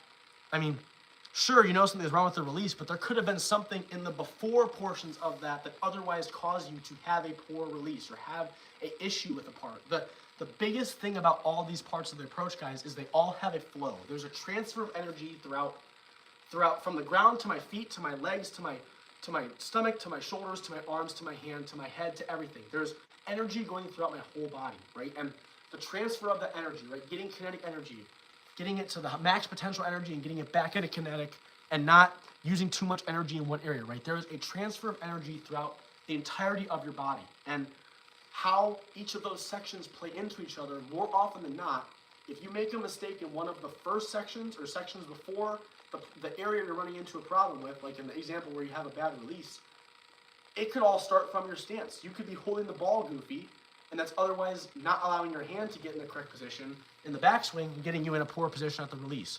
It all has a big flow. So being able to trace that stuff back is just as critical as understanding these different sections. So again, you have your setup into your catch or hitch that tells you to go, how you're navigating that ball into the peak of your swing, how it's going down, how you're releasing the ball, and how you're able to stay balanced after the release of the ball. Those are the big portions and defining characteristics of every bowler. Although the navigating aspects of it are different, are all similar in one way or another in terms of we all have to go through that. Everyone has to have a swing, otherwise we can't deliver the bowling ball, right? Everyone has to have a stance, otherwise we can't even start to deliver the bowling ball. Everyone has to have a different release mechanic that allows them to release the bowling ball. So, all right, so let me go ahead and see how I'm gonna do this. So now we're in the 9th episode. So the 9th, 10th, 11th, and 12th into the conclusion episode, which we won't cover the conclusion episode, is all of this is all over these components I just talked about. So I think we are going to move over to the practice facility. I'm going to have to keep referencing my laptop, so bear with me. I don't want to miss anything. I'll be able to kind of demonstrate what some of these are, and we can kind of watch me kind of work on something in real time. So let's go ahead and take a little vacation, shall we? I think we should. I'm going to otherwise move my stuff, and I will move you guys along with it. So we don't have to move. I guess we don't really have to move yet, but we're still going to because I decided to. because I want to get into some new scenery. Plus, I know you guys probably want to see the luxurious practice facility. You guys can see that. That's a bed comforter. Like, you can make stuff at the house, guys. I mean, this was no money to me. This was an old desk of mine that I cut up. Those are pillows, and that's an old bed comforter. Like, you don't need to have, you know, some crazy materials. You don't have to go to some expensive center to go work on this stuff, because you can work on it at the house. You don't even have to have a bunch of room. You can work on different drills for your release component at the house with just a couch, as you guys saw with the Zero to Hero playlist with Brandon. So I'm going to try my absolute best to keep my voice up so you guys can hear me until I'm trying to order a microphone that I can attach to my collar, so no matter how far or close I am to you guys can all hear me okay, but we're gonna have to try our best to roll with it as we kind of roll along here. So let me go ahead and grab that ball. And we'll put my laptop over here by me so that way I can both see the chats you guys are sending me as well as read off what exactly I want to talk about. Also, Epic, I'm sorry I missed your question. I see you were asking about the 1-to-1 ratio. So on a 1-to-1 ratio pattern, because it's so even, that's just about pure accuracy at that point. I mean, it's about changing the angle of which it's going down the lane to, it's going to respond the same amount no matter what it is you have, right? It's very, very difficult to do that. That's all accuracy thing. That's all accuracy thing, pretty much. You have to find your line and stay on it. And a lot of it's about trying to navigate the breakdown characteristics, because the breakdown characteristics are what are going to change how that ball is navigating down the lane surface, obviously. Yeah, that's a hard one. That one is one I do not have experience with, because I don't think I could put myself through that torment. Can you guys hear me okay from here? Is this loud enough? Please let me know, so I don't want to start like diving into some of this stuff and have you guys not be able to hear me very well. So please let me know so I can properly be sure you guys can hear me okay. Let's see here. Back in my notes.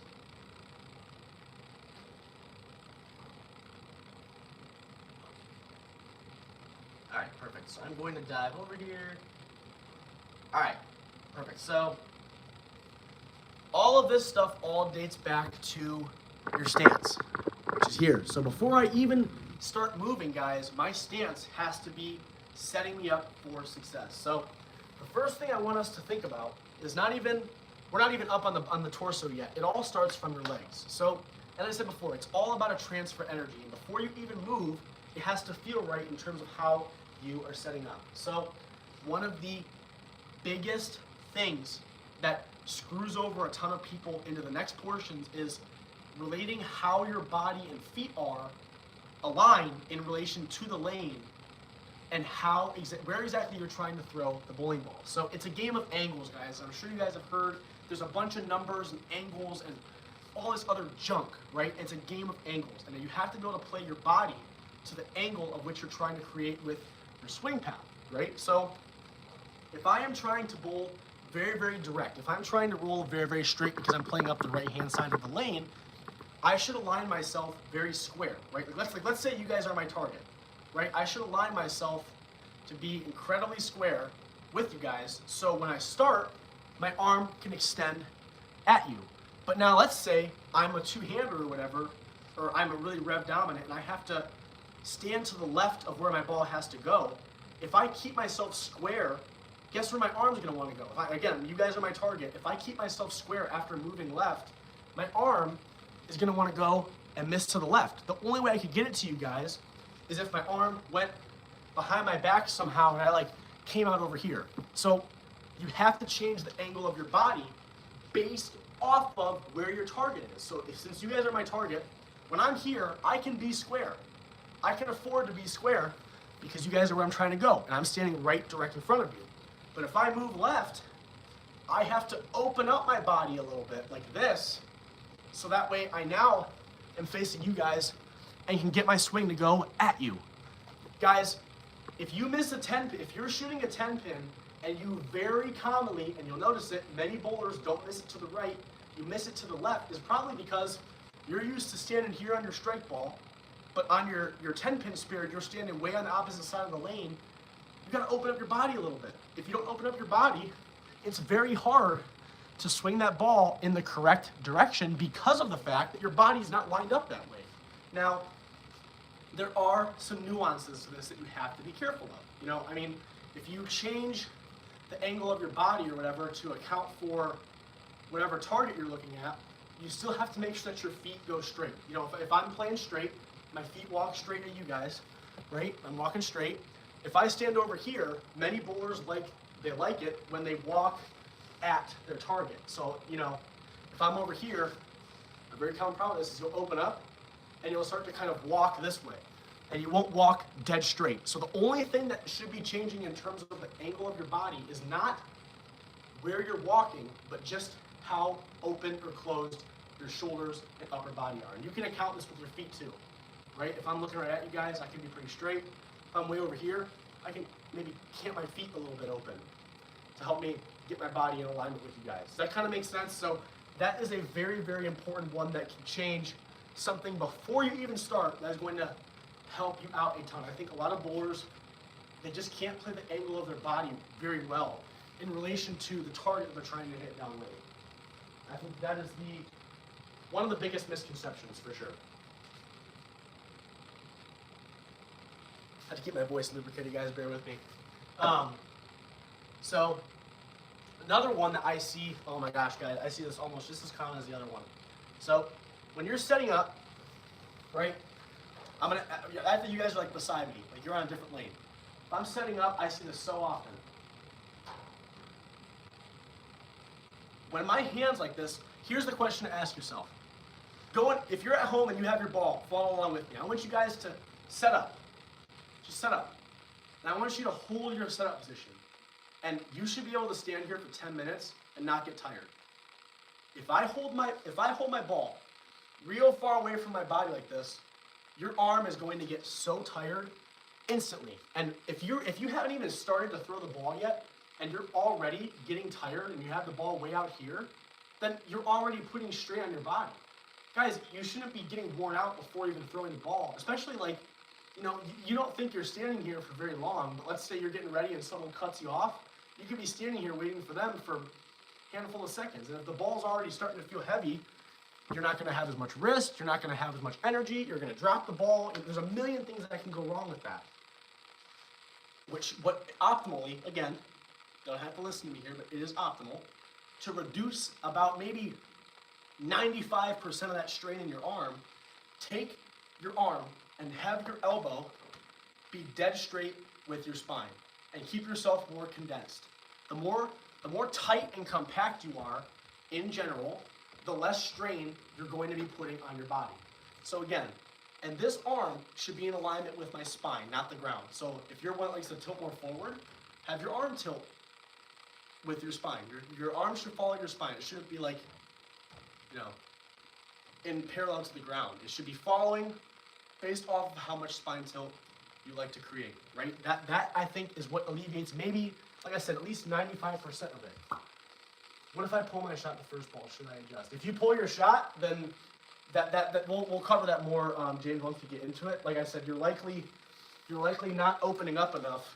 I mean, if we're looking at the stance, you know, I mean, if I'm trying to get it to you, and my body is not facing you, my body is facing to the left of you, then there's no way my arm can go at you unless I go behind my back a little bit and get it over to you, right? So it's all about how you're setting up, kind of like what we were just saying.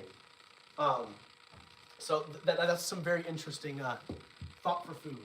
But a lot of that will come with the downswing mechanics too, which we'll talk about more obviously later on. And again, guys, like I said, no bowler is the same, right? So the stance is one of the most modular components of the physical part of the release because, you know, if you're someone that throws it a little bit slower, you could probably be a little bit more like compact, a little bit lower to the ground because you don't have to get your swing up as much. But if you're someone that's more like a, you know, I'm going to throw it real hard, you should be much firmer, ready to go, get a catch that works to help get your speed up and get that arm swing up, right? So, and being able to change this stuff to play to your strength is what is important, like I just said.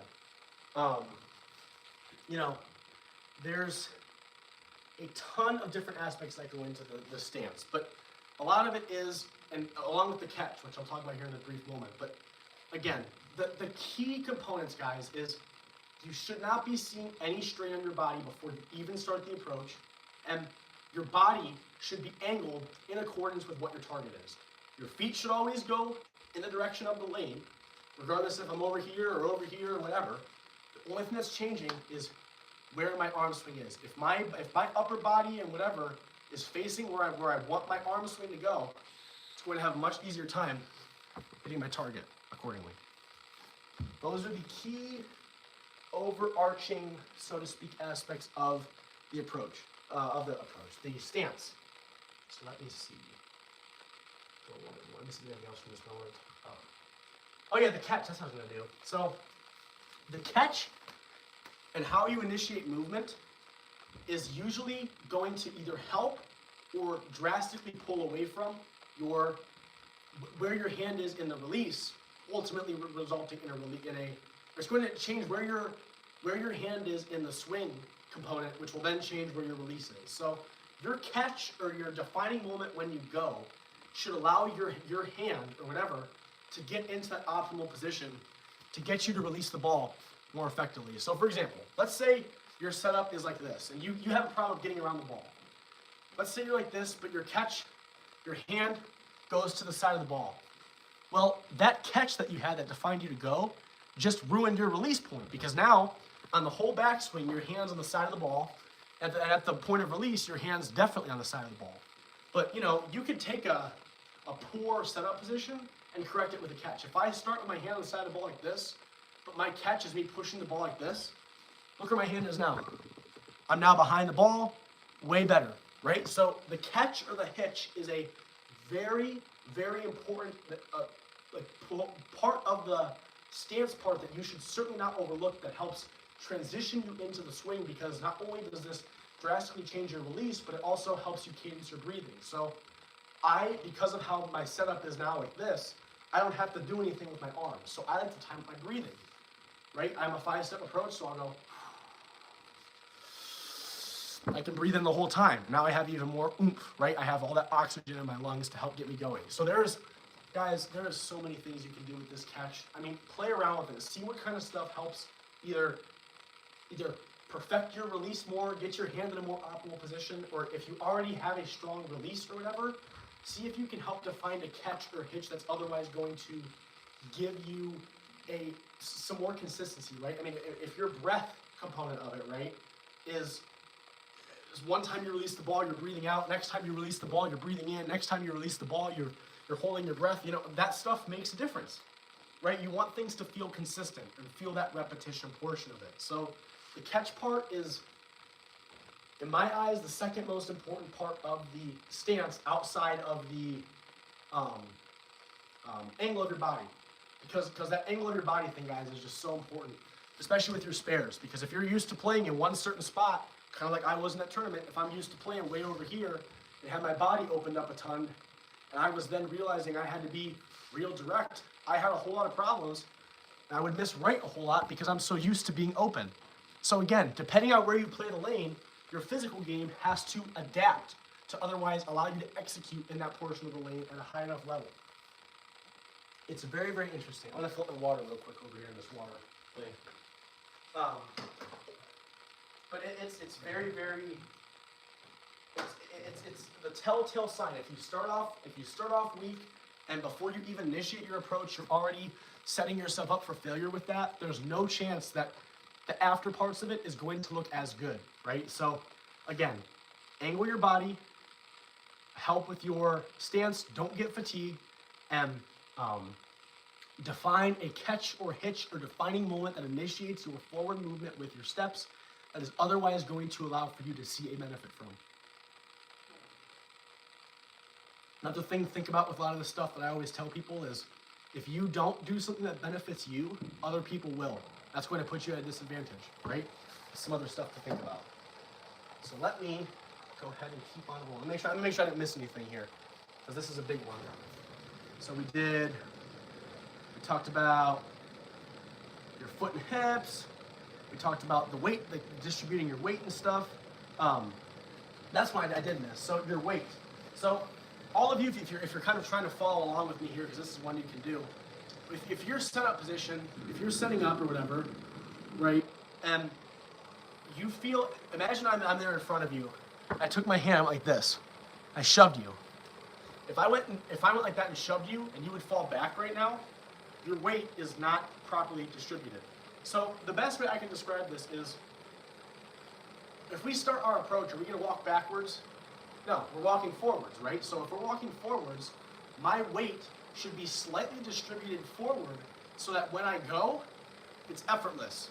If my weight is like to behind me, right, and I start to go, it makes the start way choppier. So it should be a free flow. The stance has to be easily allows you to flow into when you actually initiate your movement, right? So if my weight's back and I try to go, I have to shift my weight, and now I'm like almost falling over and everything else, which is not good, right? So that's the kind of stuff that is also important. Let me see what else. So, all right, arm position, yep. Catching the hitch, yep. All right, that is perfect. That is all I want to cover. So now we're on to the backswing portion, which is a very important part, right? So let's go ahead and take a peek. Got my notes. Maybe today. All right, so timing. Timing is, I'm gonna move you guys up a little bit since you guys don't have to see my feet. I guess you kind of do. So timing is everything with this. So again, this part is just me getting into the peak of my backswing. So everybody has a different backswing height. Some of you may only swing the ball, you know, a couple feet behind you, like this. Some of you might get it perfectly parallel to the ground, right? Or some of you might be like crazy, like some people I've seen hit the TVs, and you're like, and you're way up here. I mean, whatever works best for you, whatever best caters to you. How you initiate that backswing and where your height is in relation to how your feet are extremely, extremely pivotal. So optimally, provided that you can, this is optimal, if your arms backswing can get up to be at a height that is parallel to the ground, at the very least, like right here, parallel to the ground, right? If your arm can get up to be this height, that will usually, at least that height, that will give you an opportunity to capitalize on what I'm going to explain here. So, as you're stepping, right, my last step, my slide or plant step, if you're looking at me on the side, should be in line with my chin like this once my ball is parallel to the ground. So the proper timing is if I'm going right here. See how my chin is in line with my foot and my arm is at parallel to the ground? This is what allows your momentum to stop at the most opportune moment and swing down. It helps to solidify gaining a bunch of leverage at the point of release. Now, this has helped identify whether you're early or late. So if I'm a early downswinger, right? So my arm's in line with my foot here, but my arm is way down low, which means you have a very early timing. So that means you're not fully planted when that ball's coming out of your hand. And when that happens, those people tend to have a much poorer amount of balance. Usually a lot poorer, and sometimes the release can get kind of screwed over too. If you have late, your hand's above parallel to the ground at the point here. These people tend to see a whole lot more difficulties with the release portion of it because they have all their momentum is fully stopped and they have a whole bunch of swing to work with.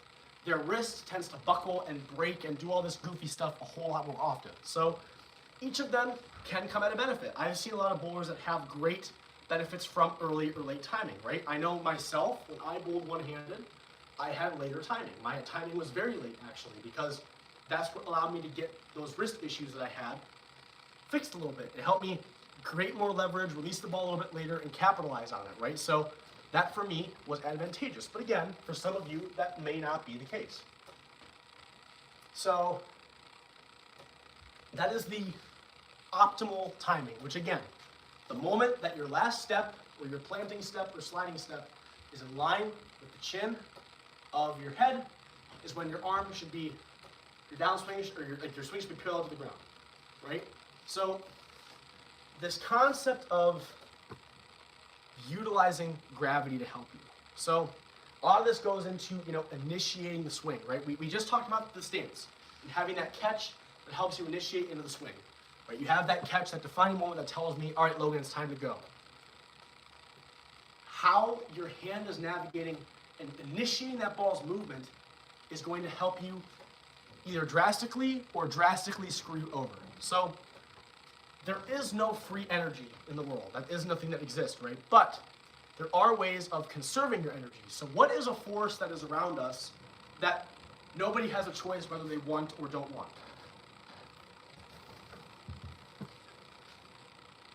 It's gravity. Gravity is always there.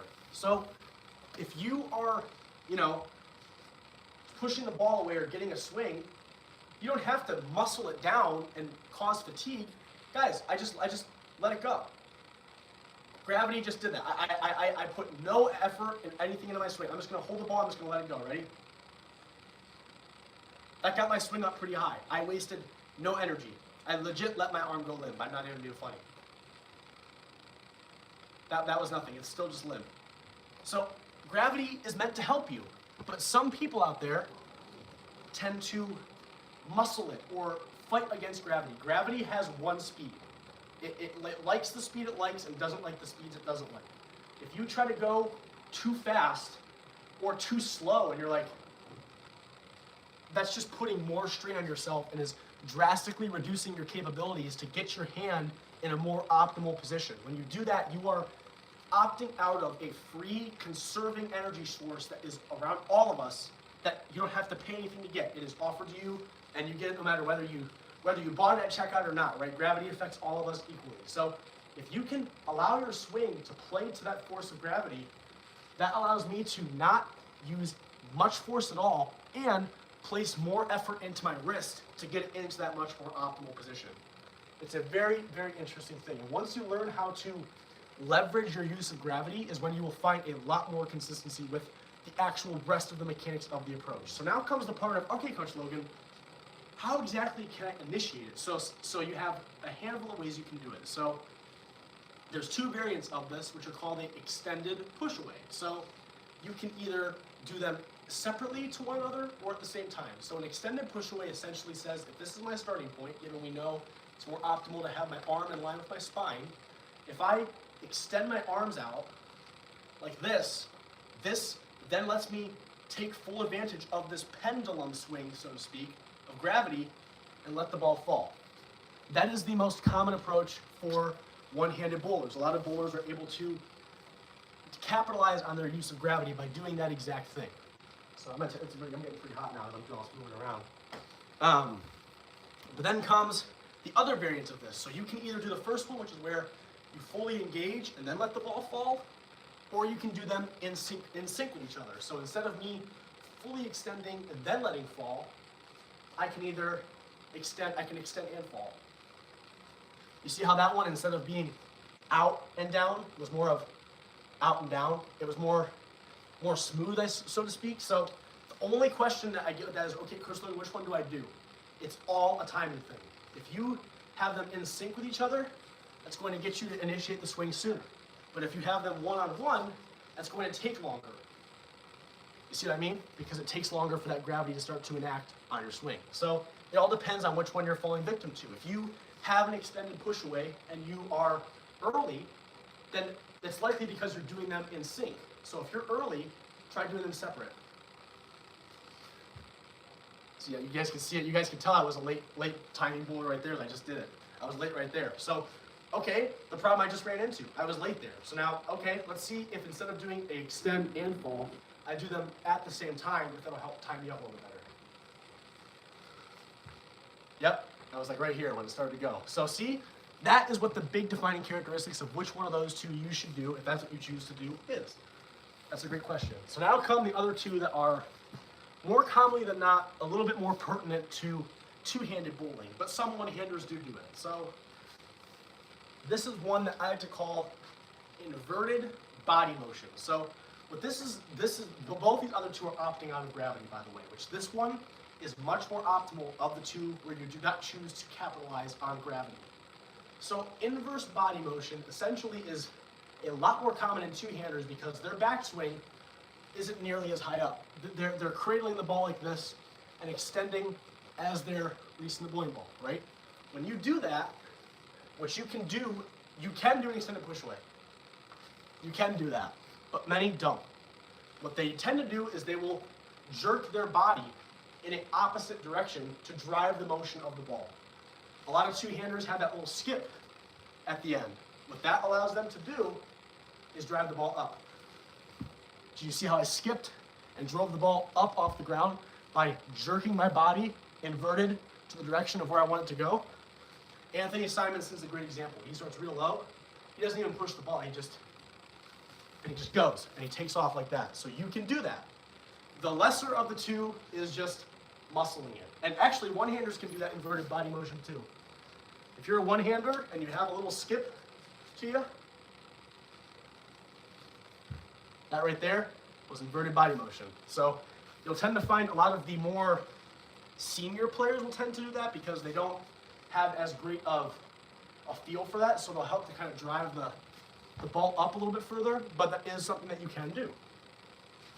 The last one that most commonly happens, unfortunately, is just muscling it. So you're basically opting out of everything, you're just kind of going, and you're just using a lot of force. Now again, if you choose to do that, that is totally up to you, but my take on the initiation part of it is, if there's a free way to conserve energy or spread my energy in one muscle group of my body out, I'm going to opt into that anytime that I'm able to do that, right? So again, it's either a extended push away, so you can either do them separately or at the same time as each other, right? You have the inverted body motion, which is where you jerk your body to help drive the motion of the ball. Or you have pure muscling it, which is where you just kind of, I can't even do that, case exactly why, right? So there's a reason why many bowlers do not opt into that. So again, realize which one you choose to do, and if you are of the commonality where you have a extended push away, see if your timing needs work one way or the other. If you're releasing early, you likely have them in sync with each other. If you're releasing late, you likely do one or the other, one after the other instead. It's all up to what feels best for you and what allows you to get that more optimal timing. And I can tell all of you, both from experience from coaching hundreds of dozens of people, as well as myself, when you discover what the correct timing is that feels best for you, you're gonna feel it right away. When your timing is off, everything feels off. Everything feels off. There is not one thing that feels correct when your timing is off. And the minute you discover what feels the best for you, you're never gonna lose it. Never, ever, ever. I see. Perfect. Perfect, perfect, perfect. So let me see. What are some other things? So one of the big things that's often overlooked is how exactly you're drifting. So this goes along with what I was talking about earlier. A lot of bowlers don't walk dead straight. They usually will drift one way or the other. And a lot of this has to do with getting our hips out of the way. So no matter how you're built, your hips always get in the way somehow. If I just let my arm swing, see how my arm is bumping into it? I have to like go away from my body to swing around me. If I do that, that's never ever going to be optimal. I need to get this hip out of the way. So there's two ways you can do that in your backswing. You can either drift to the side. See how I drifted to the side? I'll do it again. So I'm walking straight. My second step, I almost cross over. But look where my hip went. See how my hip moved in? Clearing up my swing path to where I want to go. It's either you do a drift or you do I have to call it opening and closing the door. So a lot of bowlers, a great one for this is EJ Tackett. If you're trying to see it, he'll open up his body. Open up his body a ton and help use his shoulders to help drive his momentum even more. So both of them work just as well, but if you do have a drift, that is not only extremely critical to realize, but also helpful in your adjusting. For example, if you guys are my target, right, and I'm setting up like normal, I'll do two-handed since I have a pretty bad drift two-handed. I'll do a normal release too, I won't do my goofy stuff. So if I'm looking at you guys, right, and I have a drift, if my body's faced you, but I end up over here, guess where my ball's going? To the left of you guys. So you have to gauge your stance in regard, not only your stance, but also your swing in regards to where you're going to end up, not where you're starting. So if I start here, when I actually bowl, guys, this is no joke, I will open up a little bit from here because I know, guess where I'm gonna end up? Right here. And now look at, my body is faced to you guys. Boom, I got you. I just nailed you right there, boom. So if you have a drift, which most of you are going to have one, although some are going to be very minor, you might go maybe 3 to 5 boards left, 3 to 5 boards right, or whatever. You have to realize that. You have to identify that right away because that is going to allow you to know I have to cater my stance to where I'm going to be releasing the ball, not to where I'm standing at the point of the beginning because I'm not likely going to end up in the exact same spot straight ahead of me. Let's see what else is important. But yeah, so again, you need to reinforce that straight swing path. So whether you have a little drift step on that second or first step, whether you're 5 step or 4 step, to help create this little pocket of room to the right or left of you is something that you have, or whether you open up your body to help create that room to the side of you. Either or work just as effectively. But this is incredibly important to understand if you're very commonly having to play deep on the lane. Because like I said earlier in the stance, my arm, or like I said earlier in this whole thing, for me to hit my target, my arm has to extend at you. It has to extend at you. So if I'm playing direct, like this, I don't have to clear my hip a whole lot because I'm holding the ball pretty straight. But if I'm playing real deep, if you're used to playing real deep on the lane, it's extremely critical because now my arm has to go behind my back a little bit to get over to you guys. Does that make sense? So again, it all ties back to how you're playing the lane. That's why it's so important to practice different ways. Because if you're used to bowling on the same stuff every week and you're always in this general area, if you find yourself in a situation where you have to be outside of this area, you're going to struggle to execute at a high enough level just about every single time because of the fact that your body is not used to that. You're used to a little bit of opening up at maximum. You don't have to get your hip very far out of the way. Your arm has to go here. But over here, you got to open up a ton. You got to get that hip out of the way more so your arm can get behind you and extend to the right of you. You have to do all this other stuff. So that is the stuff that kills a bunch of players' potential when it comes to the physical game. So let's see what else we got. So let's go to the next one. I think that was everything. Let me double check, make sure I got everything. I'll recap again. So, yep, understanding your timing should be in line with your foot and chin, should be aligned with when your arm is parallel to the ground. You have a free force that all of you opted into at birth, which is gravity. So whether you choose to accept that or assume the help from that or not is totally up to you. But again, there's 3 ways to initiate your swing. That is to have a extended push away, whether it be extend and push away, like extend and start swing, or if it's both at the same time, that's up to you.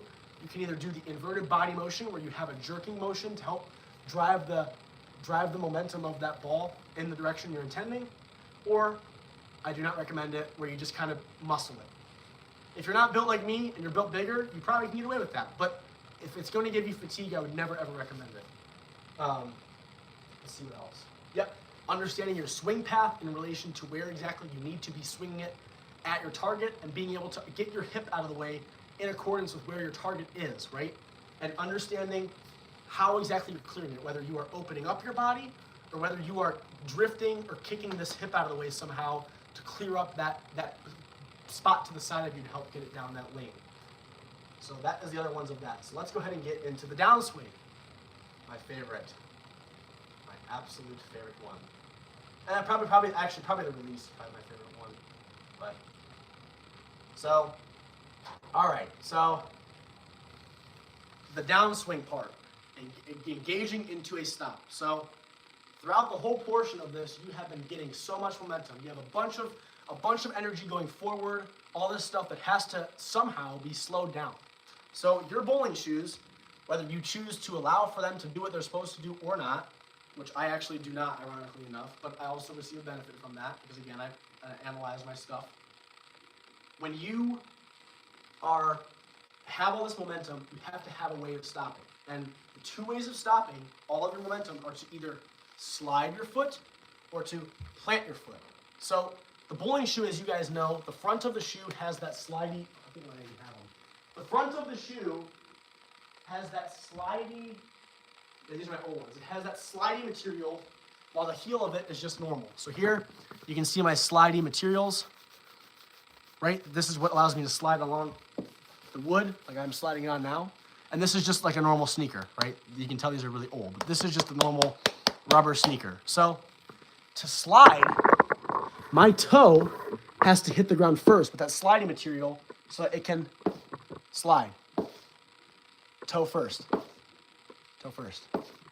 To plant, you're not having a slow stop, you're just stopping. To have a plant, your heel hits the ground first because it's just normal sneaker and plants. So again, sliding is toe first and allows a more gradual stop, while planting is heel first. Like that. Each one comes with its own advantages and disadvantages accordingly, obviously, like everything else. So when you slide, you have a more gradual and graceful slowdown of momentum. So usually sliding offers a lot more control. It offers a lot more support for your balance falling forward because, again, guys, I don't think you guys realize how much momentum you have going forward. With all that momentum, if you can slowly slow down all that momentum, it's going to definitely have a much more reinforced impact on your balance. Now, if you plant your foot where you do heel first and go, these bowlers tend to sacrifice a lot of balance, but when they plant like that, their momentum is stopping a lot quicker, meaning their hand has an easier time staying underneath the ball for a longer point in time. Usually planters tend to have later timing because when you slide, your head is slowly getting more aligned with your foot. But when you plant, you're just completely stopping altogether. So usually when you stop altogether, that means your timing is going to be impacted because of that sudden stop as opposed to the more graceful and gradual one. And again, each one comes with its own one. If you plant, that gives you more time to have all that ball. A lot of two-handers tend to do it, especially the younger kids do. That gives them more time to plant their foot and swing more and use more of their body. And usually the more control dominant ones, almost 95 times out of 100, are all really smooth, and they slide real gradual, and they release the ball, right? Never doing too much, and that's okay. So again, knowing which one's better for you is extremely critical. Now, something that I will also say, and why I'm also a huge advocate to learn to slide, if you do not already, a lot of bowlers come into a lot of injuries and complications with their knee. Because although it doesn't seem like you have a lot of momentum, guys, when you stop subtly like that and plant, this knee is soaking up all that momentum and buckling and trying its best to stop you on a dime. So if you are having knee issues or are worried about having a sort of problem with pain or something, is likely because you are planting. And again, the way to change which one is happening is just how that last step hits the ground. Again, if my toe, which has this slidey part of the shoe, hits the ground first, I'm going to slide. Some of them even have different types of sole. This is such an old shoe, it doesn't even fit me. Some of them, like mine do, have different types of soles where it'll make it either slide more or less. And you can pick that. But when you plant, it's heel first. Toe first, heel first. I mean, even if I try to push it, guys, I can't. I mean, I can't, it's just a normal sneaker. But if I pushed it toe first, I can slide the whole way. You see? I can't go anymore. So that is the key defining characteristic. I'm gonna put this back on. And again, whether you need to have more gracefulness and more fluidity, then slide. But if you're someone that needs to try to work on creating more leverage or hold on to the ball for longer and get more power, planting could be something that you could experiment with. But again, I will almost always advocate people to learn to slide because of the injuries that many bowlers are prone to when they do not choose to slide. Let me see what else. I have trouble muscling. Should my shoulders be square open? That's a very interesting one, James. A lot of that comes to the earlier ones. I would say it's only because I know how you bowl. I would probably keep them square and focus more on clearing that hip out of the way to help allow your arm to swing in the direction that you're wanting it to, if that makes sense. So don't focus so much on getting that opening and closing motion like EJ. Focus on that drifting of that hip out of the way to help get you what you want. At least that for you, at least, is what I would recommend. Let's see what else, guys. So, all right. Well, I mean, I guess that kind of helps me talk into generating more power. So every single bowler Every single bowler has done this. I know you have. We all know I have. Everyone has. If you are a new bowler or you're trying to create more speed, you're like, oh, I'm gonna give it some more oomph, some more speed. Almost all of us draw our power from our arm that we bowl with. Now, when you strain a muscle or otherwise swing faster, not only are you going to fight against gravity, but two, when you tighten up and swing hard, your body likes to strain itself and get real tight. And when that happens, if you are trying to get a bunch of power, I can guarantee all of you, you're going to miss left or to the right if you're lefty. You're going to miss in the direction opposite of that of you bowl with. Because if I'm trying to get it to you guys and I tense up and I'm trying to swing so hard, I tense up and my body gets condensed and now my arm's going this way. And I miss you guys to the left of me. Same with if I'm a lefty, right? If I'm a lefty, even like a two-hander, I'll do lefty two-hander. I'm trying to do this and I'm like, oh, I'm gonna squeeze it. Your arm torques and all this goofy stuff and stuff that you want to happen does not happen.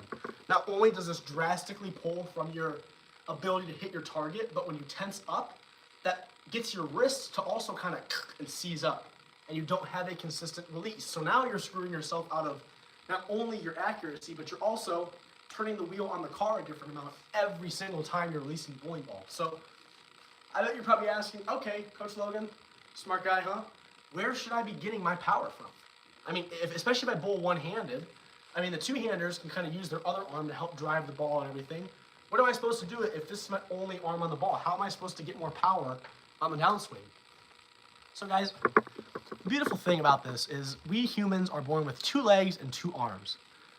Most of your power, whether you've realized it or not, is from your legs. Even my skinny little ones. This is where all of my power is coming from. So, on your second to last step is what I like to refer to as the power step. This second to last step is the exact reason why you either choose to muscle the ball or use your legs. This second to last step, right here, as I'm about to slide my foot into you guys and go, this step can propel me forward. That is what gets my arm to swing faster, not muscling it. So if I usually swing at this speed, you see how I didn't really push into my slide at you guys? Now watch if I do the same thing I just did, but I help drive my body into that slide. Did you see that right there? I mean, I didn't throw it at you guys, but did you guys see how much more speed I had? I used no upper body strength. All of that was in my legs. Your legs are the most useful tool that you have to get more power. There is nothing worse that you can do to stunt your ability to execute at a high enough level than start to muscle the ball and cause even more inconsistencies than you normally do. If you are muscling the ball, I'm telling you guys, you will be punished for it. 9 times out of 10, you are not going to do what you intended, and it does not work very well. Sometimes you do, but again, in an optimal world, if you can, again, the transfer energy, right? Everything has power that you can draw from. Both your arms can do something, my legs can do something, my body can do something, my head can do something. This is all energy. I can do anything I want with my body. So do not limit yourself to only drawing power from one muscle. Don't swing like that. Don't swing hard. I'm telling you that it is a big mistake, big mistake. Have it be your leg that does the talking. Have that leg drive the arm. Have that leg do something. You can even have your off leg kind of do it. If you have a really aggressive slide or an aggressive plant, you can slide more and get more forward momentum. Or even if you do plant, it's the same thing. I mean, did you see how much I just did right there? That was no upper body, I'm telling you. That was the exact same. It looks like it, I'm telling you. It's that second to last step, whether you're a righty getting into it or a lefty getting into it. It's the same exact stuff, right? I think that's extremely important to remember. So, again, that's a big one for me that I always think is extremely important. And as I've said numerous times, all the other components, right? Anything you can do that will ensure your swing is at your target at all times is going to help you immensely. Guys, if you guys are my target, the only way, I'm not kidding you, the only way I could miss this is if my arm doesn't go at you. If I drew a line from me to where my arm is, and my arm the whole time would stay on that line, the whole time, it never went anywhere. It never went behind me. It never went away from me. It never went anywhere. If it always, the entire time I'm swinging, stayed on line with you, the whole time, it never goes away, never goes behind, how could you ever miss your target? It is literally impossible. The only time you miss is if you miss to the right, your arm went behind you and it extended to the right.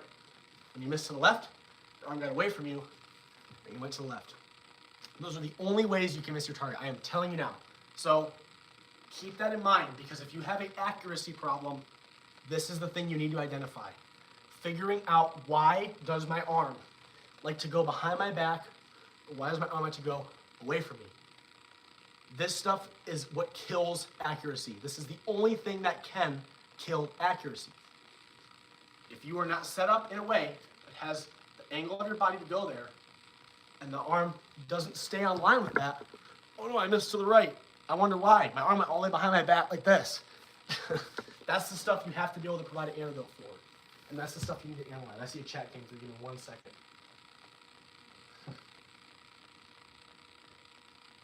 Oh, it's Debbie. You saw my power spike? Exactly. And Debbie, I hope that's been helping you, trying to use more of your legs and the other parts of your body, because that's the stuff where most of your power is able to come from. So I really hope that's been able to help you. I know when I was working on it, it certainly did for me. And the last thing when it comes to the downswing is, again, trying to promote strong balance. So we'll talk about this more once we get into the next episode where I talk about that. But if your swing and all your momentum and everything you're doing on this downswing and how your steps are going and everything doesn't cater to your center of gravity being centered, that's what causes you to lose balance. So center of gravity is essentially saying if the center of the mass of your gravity is in, it's a dot this big. If the center of my mass goes to the left of me, like this, I fall to the left of me. If the center of mass goes to the right of me, I fall to the right. Most of you fall off your shots in the direction of the handness you hold. Why is that? Because you have a 15-pound, whatever pound you throw, boulder in your hand on this side. And when you do it, you have a bunch of momentum with all that weight.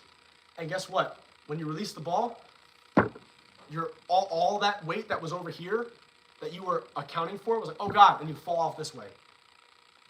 Right? So if you can have, again, another reason why I say to plant your feet, not plant your feet, slide your feet, is because that promotes a more subtle stop and helps you manage that center of gravity a whole lot more effectively.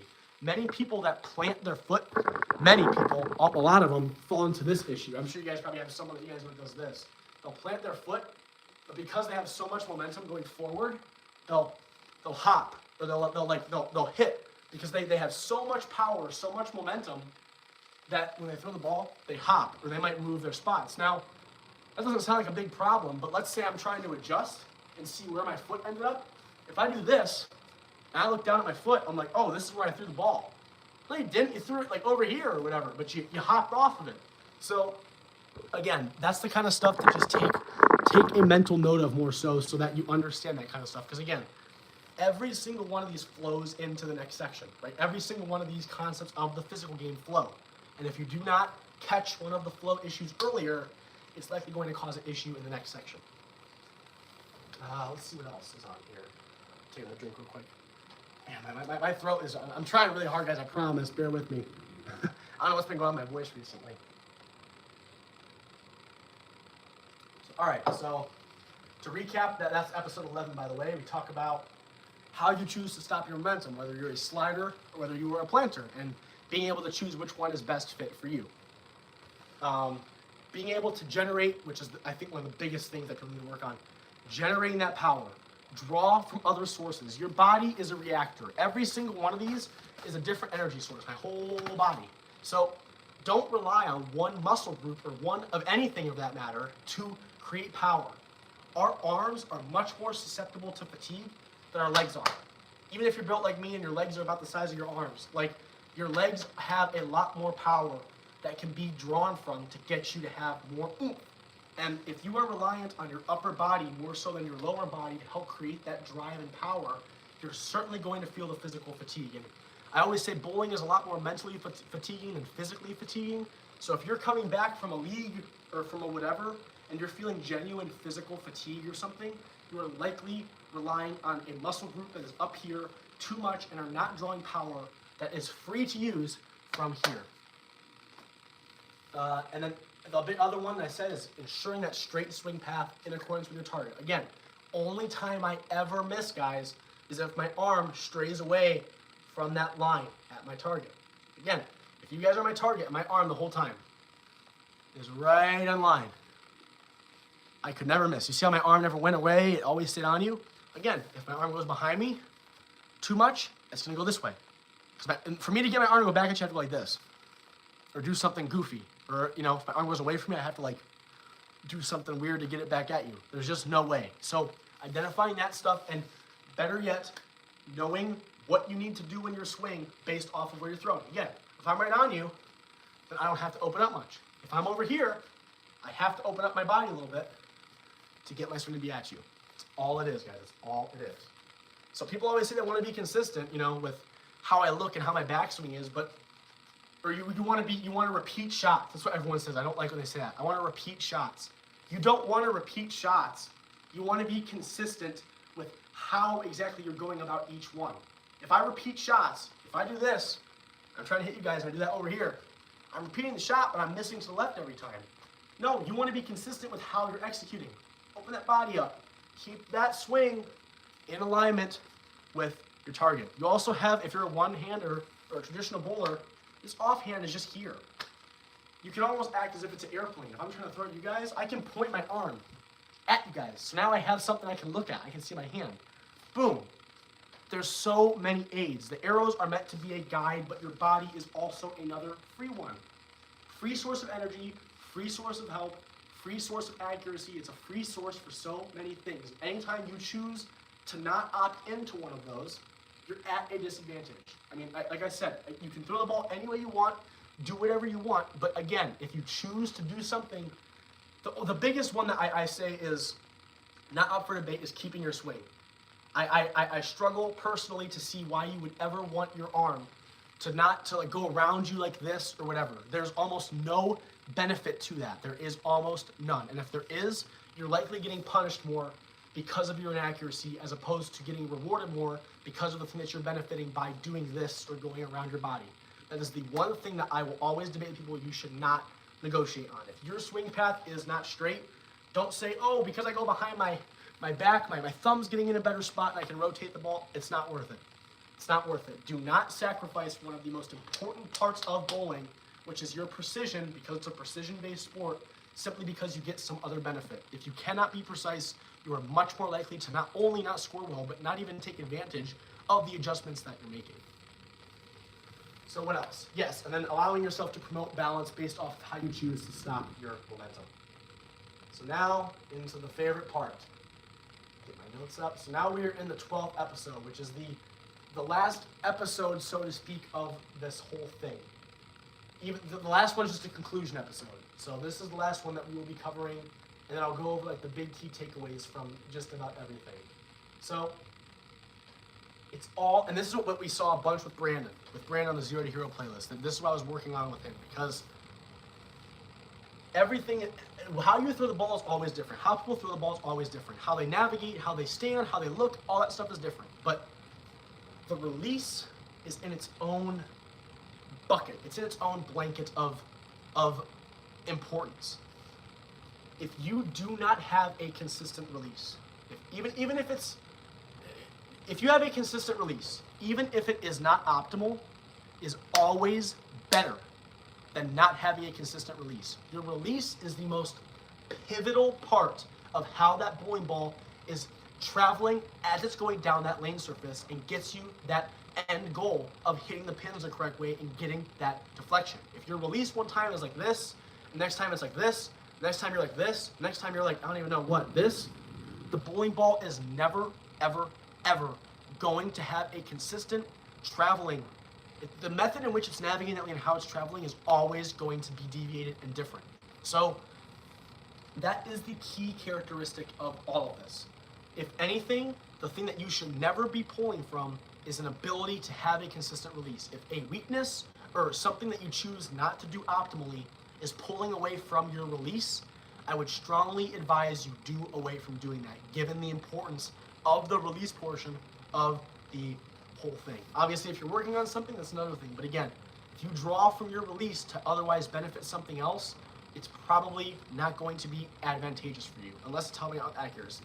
So the formula for it, as I always say, as I said in the episode, I said leverage plus rotation is success. So when you're throwing the bowling ball, we're gonna move. We're gonna go over here actually. I think. Where do we want to go? Where should we go, guys? Let's go on a little trip. Over here.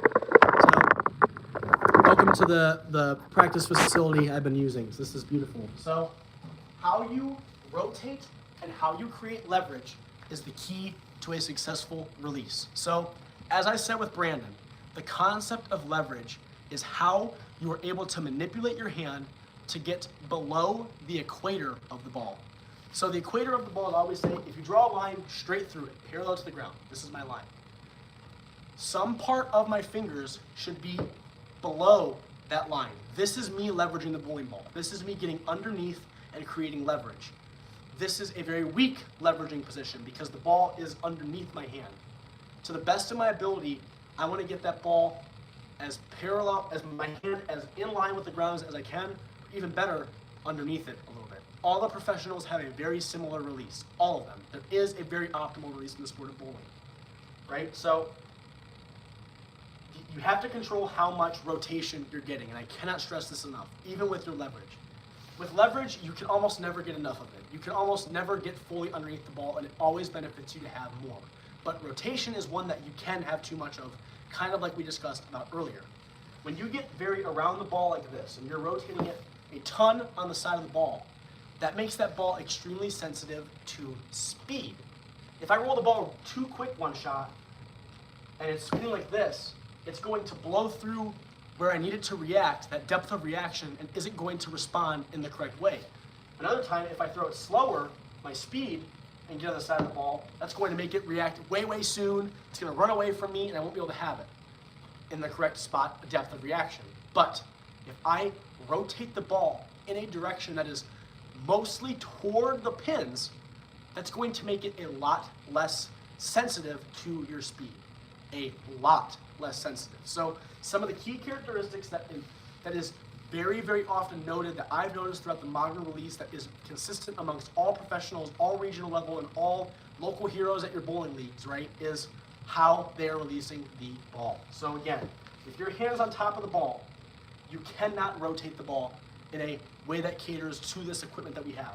If my hand's on top of the ball, I cannot rotate that ball more forward because I can't rotate it at all. How am I supposed to rotate it? I mean, I kind of can.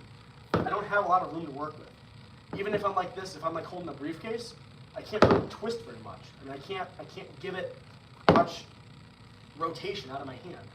The way you create rotation is directly proportionate to the amount of leverage you are creating. If I'm here and I'm able to get my hand a little bit more leverage, I won't even give it that much, guys. I'm on top of the ball now. I'll go this much. That's not that much. I didn't move much. Now watch how much more rotation I can get. You guys can hear the finger grips are popping out of my hand. Even if I'm on the side of the ball. You guys see how much more rotation I'm getting out of that ball as opposed to when my hand was on top of it? Now watch if I get my hand underneath the equator of the ball. That thing went all the way down my little lane here, so to speak, right? So getting underneath the equator of that bowling ball is what allows bowlers to have more room to rotate their hand. If you have more ball to work with like this, it lets me rotate the ball more and create more power, more speed, more revolutions, more of the good stuff that helps you hit the pins harder, get more carry, and all that good stuff, right? That is incredibly important. So the hard part with this, though, is being able to get yourself into this position after incorporating an entire backswing. So I kind of glossed over this because I wanted to hit it back over again. So in the backswing, once you get into the peak of your backswing, there's that brief moment where the ball is frozen in time. Like in the math equation, Timmy has a baseball, he throws it up, how high does it get before it falls, right? Whatever that math equation is that you learned back then. So when you hear that, that means that baseball that Timmy threw, whatever his name was, we're calling him for this, threw the baseball up in the sky and it stopped in midair for a brief moment in time. The ball was frozen in midair. Your bowling ball is doing that exact same equation every time you throw. The force of gravity is directly fighting the ball because it's going up. In my backswing, the ball is going up, it is fighting against gravity. Once gravity equals it, the ball is now frozen in time right here. When the ball is frozen in time at the height of your backswing, that is your moment, because you feel no weight of the ball, to leverage and create that leverage and hold that leverage. And now look how behind the ball I am. If I do not capitalize on it, if I say like this, I'm going to be on top of the ball. I want you guys to watch this, and it's very hard for me to do it slow because it happens so quick. But you will watch at the peak of the swing, you'll see my hand slightly capitalize on that moment where it's at the peak and bend a little bit and stay like that for the rest of the swing. So when I do this, guys, look, you guys can see me.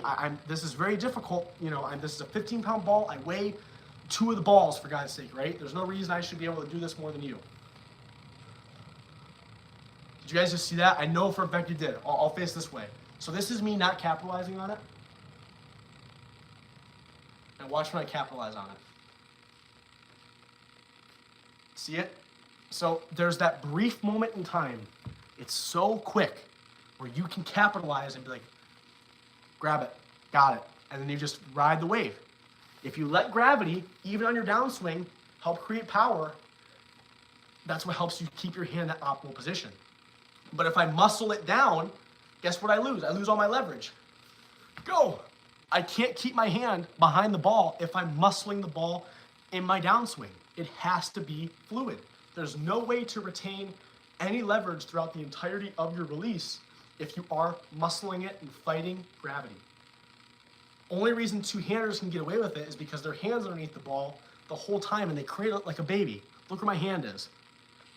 They can get away with not being as fluid and relying on gravity as often because their hand position is always so strong.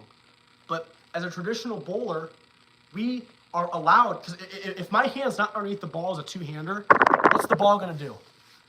If my hand's not underneath the ball, what's the ball gonna do? It's gonna fall out of my hand. Two-handers know that they cannot afford to not keep their hand underneath the ball, like this. That's why when they bowl, they get so much more rotation because their hand's underneath the ball for a longer period of time.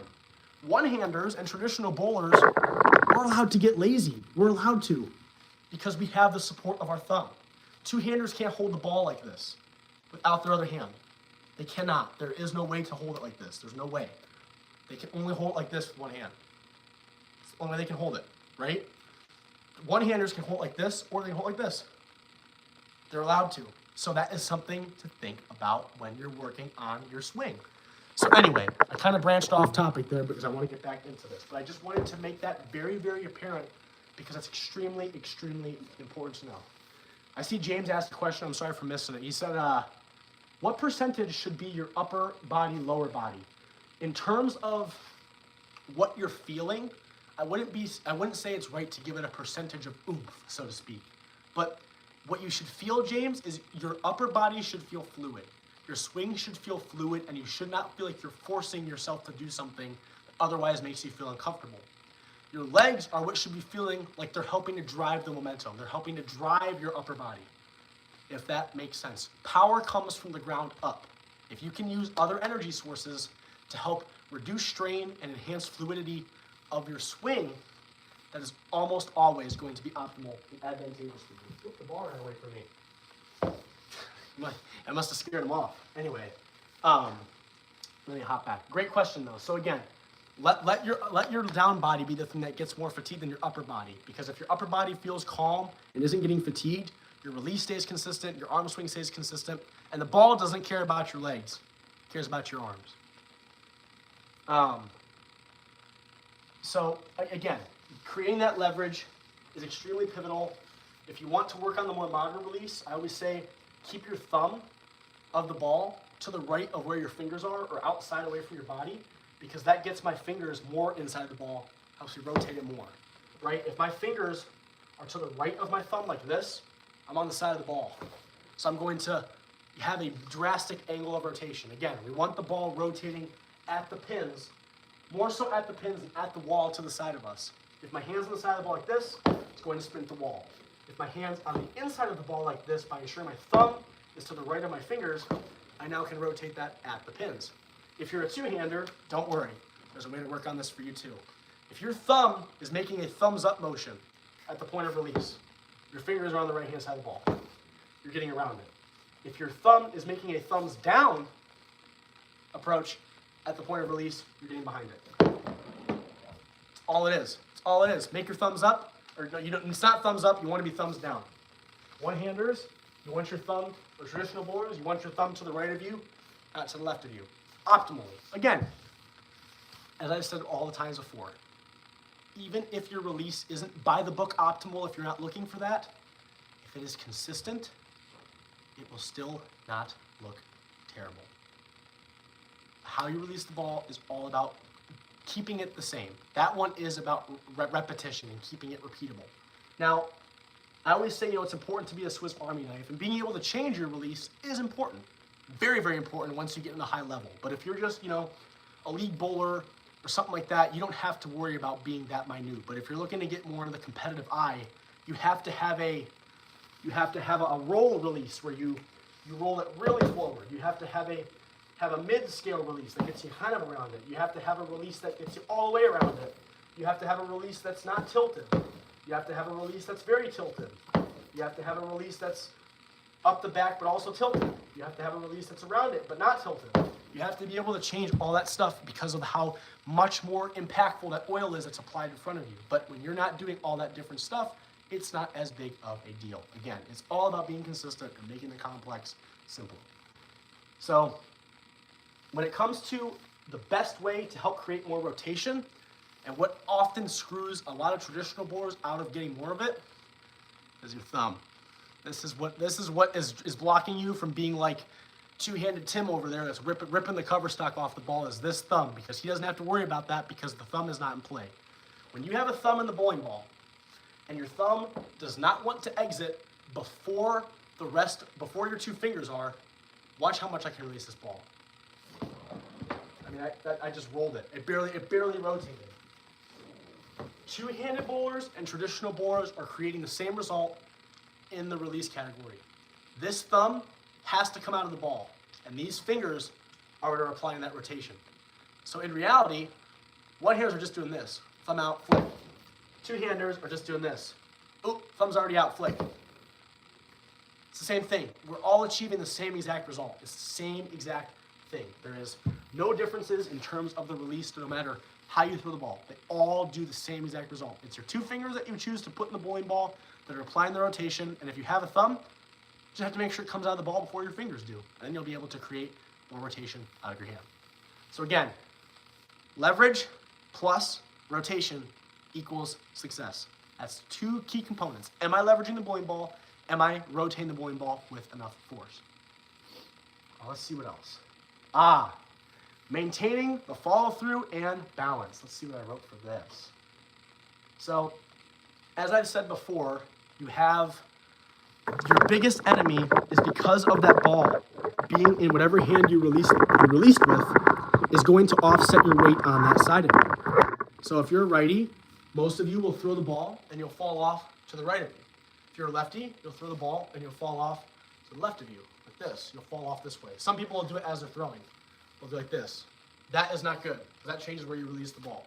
Anyway, because again, not consistent. So if you're running into that problem where most of you fall off in the direction of the handness of which you bowl, you have to offset the weight that's on this side, because that means your center of gravity is over here. We have to get the center of gravity here. How do we do that? You know why a bunch of bowlers kick their feet out? Kicking my feet out is putting weight on this side of my body while my body is faced this way. The more I bend down, watch my foot. In order for me to stay balanced like this, it has to go up. It has to. See how my leg is directly moving in relation to my body? Oh, I'm almost falling right now. See what I mean? So the lower you get, the more leg and the more offset weight that this leg gives you. Not only does your leg have to do, but your arm can. Watch when my arm goes out, how my leg actually changes. See that? So this offhand, even when you bowl two-handed, your offhand's still going over there. It's the same thing.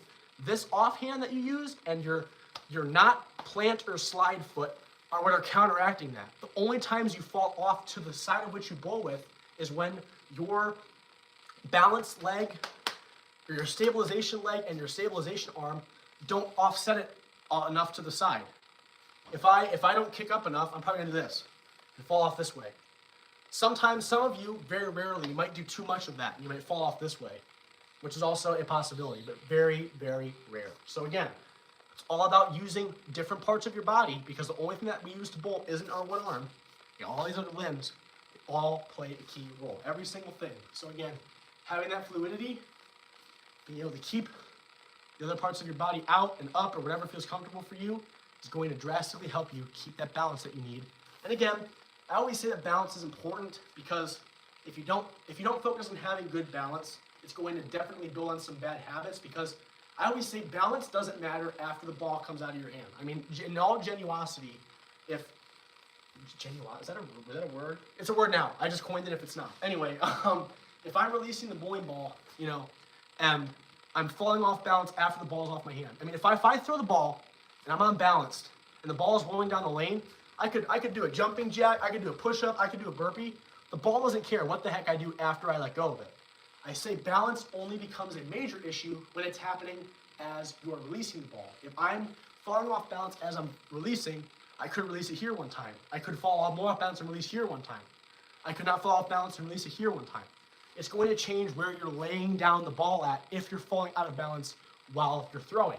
But if you do fall off balance, but it's after you throw the ball, like this, and you fall off, it's still going to build a bad habit in you to feel, okay, it's fine, I'm letting go of the ball, I'm falling off balance after it's out, what does it matter? And then before you know it, you're going to be doing this. And you're going to be falling off balance as it's doing it. So if you just never allow that to be a habit to begin with, it's not going to allow it to keep getting worse, because we always build on, I say this all the time, guys, when you work on something with bowling, you fix something, and in the process of fixing that one thing, you build two bad habits. And you have to fix two bad habits, and then you fix them, and then something else goes wrong. It's always a push and pull. There's something that always comes at a cost in bowling, and it's the most beautiful but frustrating thing at the same time. I certainly get why people feel that way. But if you just don't allow bad habits to start to creep their way in there, they never have a chance of getting worse or punishing you more as it continues to go along. So, in terms of all that stuff, there are some different things that you guys can do to solidify both the release and follow through. So, the obvious one is a no-step approach, which I guess I could do this here. We have the lane, right? So no-step is just saying, this is your guys' life support, by the way. That's the cable going into the phone. So, I mean, a no-step approach is pretty indicative of what it is. I mean, you can have to do this on an actual lane, obviously, but let me see if I can do this better. I'm gonna unplug you guys' life support, get you guys further away. Hopefully you guys don't croak on me. That would kind of stink. Let's see. Get this a little better. Here we go. So, again, all these drills are very standard, but I just want to make sure that you guys are understanding what you should be focusing and feeling out of it. So, the no-step drill is if you're at a lane, or if you have space at the house, you can do it. You stand here, assume your finishing position, and just get used to swinging the ball back and forth a couple times. Focus on getting that leverage and getting that hand position that we were talking about earlier, and releasing the ball. And better yet, if I can stay balanced like I am here, being able to reinforce this kind of stuff without even incorporating all the rest of the approach and the momentum is a good starting point. Because if you are able to stay balanced here when you're doing this drill, but you can't stay balanced when you incorporate the rest of the approach, it's likely because all of that momentum is messing with you. But focus on slowly building up. Maybe do a no-step approach, and then just do one step. You can slowly build up on this kind of stuff. See? I mean, I can slowly add on. If I wanted to, I could do 3 steps. You can do it all. You can do it all. And again, don't do this in your house if you don't have the space for it, but I built this really makeshift thing. And if you do have space to do something like this, I mean, this is way faster than me just rolling a ball, waiting at the ball return for it to come back, grabbing it, cleaning it off, doing this all again. If you can just get more repetitions in at a quicker pace of time, I mean, this is going to drastically help you. Help you get the repetitions you need. See how that one I kind of lost my balance there. So now I know, okay, I have to give myself more, kick my leg out a little bit more this way. And I kept my balance. And again, I just fixed that within 2 seconds. But if I was at alley, that would have took me a minute to just recreate the 2 shots. So that's a very, very useful drill you can do. And you can do that, not even like this, you can do it on a couch. Like I am here. I mean, I know you guys can't really see it. I'll try to do it here. I can just swing the ball into the couch. I don't need space. I grab it and do it again. A lot of people think that to get adequate practice, you have to go out to bowl and make time and do all that. No, make it easier on yourself. You can do things at the house, not only for free, but faster and more effectively. You can get more repetitions in faster. That's what this is all about. Here's some other ones that I have written on here. Oh yeah, you can also do the one that we just did earlier, where I was just kneeling down and just trying to focus on taking all the weight out of it. You know, because when you're standing up, guys, and you're trying to swing, this weight can be kind of weird to feel if you're feeling it for the first time. You know, if you're used to being right on top of the ball and you're trying to get underneath it, it's a weird feeling. So start off down here. Start off here. Be like, okay, if I can get my hand underneath the ball by this much more, I can get it, that feel. Because now I know, okay, this is what it's like when I am leveraging the bowling ball. Does that make sense? This is the kind of stuff that is very, very useful and gets more repetitions in than actually being at the center. I see some questions coming in, so give me one quick moment, guys. Let me catch up. Big Johnson, what's going on, Big Johnson? How are you? He said, what weighted ball do you use? I've always used 16 in my younger days, but they're so heavy at 65 years old. Oh gosh, I used a 15, and I actually swapped to a 14. If you can have a 15-pound bowling ball, that is the most quote-unquote optimal for the deflection that you want, based off what we were talking about in the very first episode that I was recapping in this seminar. Or a 14-pound one works as well. A 16-pound one works as well. As long as you're within a 14 to 16-pound range, that's what gives you the optimal pin carrier, the optimal deflection characteristics, for the most part, to get you that look you're looking for. Also, the cores that go into bowling balls, if it's a bowling ball between 14 and 16 pounds, those cores look the same. If it's 12 pounds or 13 pounds or lower, those cores don't look the same as the cores in the 14 to 16-pound balls, meaning the RG numbers, the differential, the feel of the ball, the weight, all that stuff will be drastically different than what you're seeing online if you're watching the ball reviews or trying to understand what you're looking for. So yeah, there's absolutely no reason. Yeah, 16 pounds, if I threw that now, I would buckle and fall. There's no reason for all that stuff. I'm looking for a new ball to get back into bowling after a long time off. Yeah, there's so many of them. I mean, you can, all this new equipment now, Johnson is just so, it's so strong, and just wait till you see the oil that's being applied now. I don't know how long you've been away, but you're just gonna see just how much goes into the more modern release and stuff like we've been talking about, and I'm sure all of you have been able to pick up on throughout this whole thing. It's very interesting to see how the sport has evolved. And because I know the way I'm teaching people to release the ball here is certainly not how people were releasing the ball back in the 80s. You didn't have no one doing this to release a bowling ball. That wasn't a thing. This is a whole new realm of stuff, and the equipment is so refined now. So it's changed a long way, but I think for the better. I see Michael Kroom. What's going on, Michael? How are you? He said, my name is Michael, and I'm watching from Rocky Point, North Carolina. Man, hopefully it's a little warmer than it is here. We're like packed in with snow.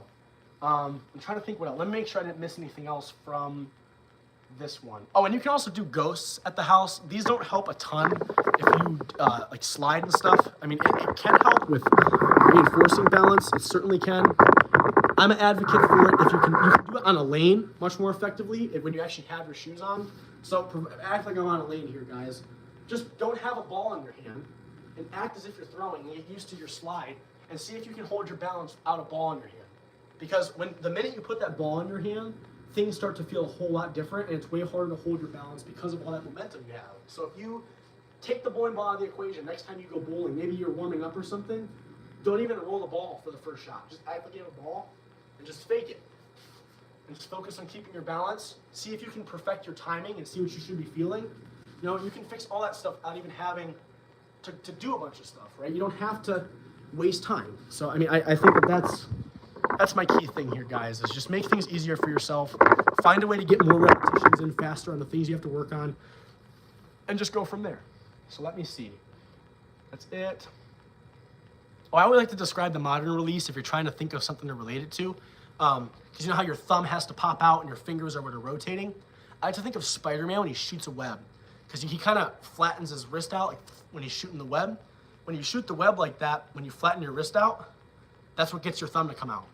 I'll show you what I mean. So because the old method was the handshake method. If someone tells you to do the handshake method, that is not optimal. If you do the handshake method, you're getting around the ball. You're getting way too much angle of rotation out of your hand. Don't think of the handshake method. I am a massive advocate against it. It is much more old school. It does not cater well to the equipment and the oil that's applied to the lanes today. So if I think of Spider-Man, I shoot my web, my thumb comes out of the ball, and my fingers are going to apply that rotation. So I'm Spider-Man, I'm behind the ball. I flatten my wrist out, I click. That's the Spider-Man. That's more of the more modern release that's more catered to this strong equipment that we have used by these bowling ball companies. So we will make our way back to my little speaking area that you guys always see me in. But I believe that we have covered the big stuff that I plan on hitting. We can do a real quick recap. I'm going to get your guys' life support back plugged in here real quick.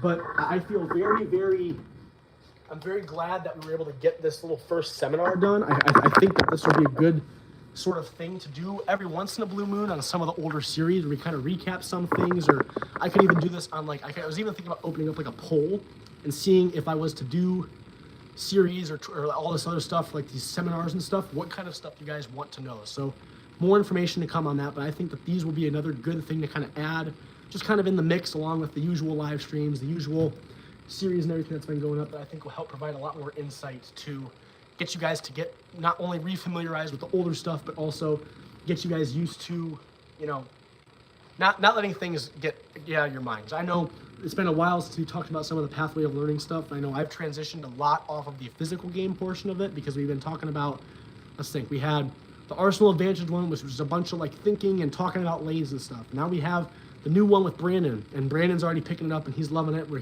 we're getting to see him develop, and that one will be a fun one to watch. And we have this new one where I'm talking about the mental aspect of it and all this other stuff. So again, I appreciate all of you guys for being incredibly communicative. I think that this was a great success. Obviously, stay tuned. We'll have the usual upload schedule this week. We had the Zero to Hero playlist, so I believe this week I'm likely going to pick back up on the Between the Frames playlist, but obviously more to come on that. We'll see if I can get with Brandon again and get up the episode of that. Since people seem to enjoy Brandon's presence because he is awesome, then I will hopefully be able to get Brandon on here much more often because he's always a good time, and he's very, very eager to continue to learn this stuff and see a bunch of the other stuff. But again, make sure you guys stay tuned to all that stuff. Let me think of some other stuff before I open up the floor to any last questions. Oh yes, I extended the free coaching offer again till the end of February. We will have to talk a little bit more about how March is going to look because I will not be here during March, half of March, none of April, none of May, none of June. I'll be back early July. I have some military training events I will be attending. So you guys will likely still have me uploading and such. I should have access to everything as per usual.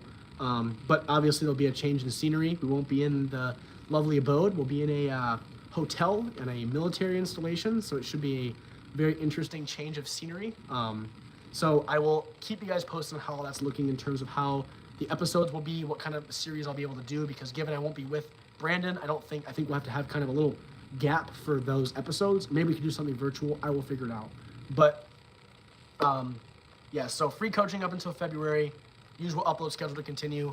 I'll probably post something up that allows you guys to like comment and have questions and have things you want to talk about. Also, I will make sure to timestamp in this episode to the best of my ability, whether you're watching this back, if you're in the description, or if you're watching it and you're clicking through it, it should tell you what section covers what exact thing. So if you want to watch some of this series or some of this seminar back and you want to see, maybe you have a problem with your release and you want to go back and just see what I'm talking about the release, when you're scrolling on the little timestamp thing, it'll say, this is when Logan's talking about the release. This is when Coach Logan's talking about the pins and the deflection, because I don't quite get that. I don't remember it. Then you can just hop and skip around to see what stuff it is that you need a refresher on or haven't heard, or if you want to watch the whole thing, you absolutely can be my guest. But again, these aren't meant to be, I'm sure some of you may have stuck around the majority of the time, but there's no expectation for you guys to stick around the whole time. More so tune in, ask questions, watch the recording back, and all that other good stuff so that we don't lose any of our memory.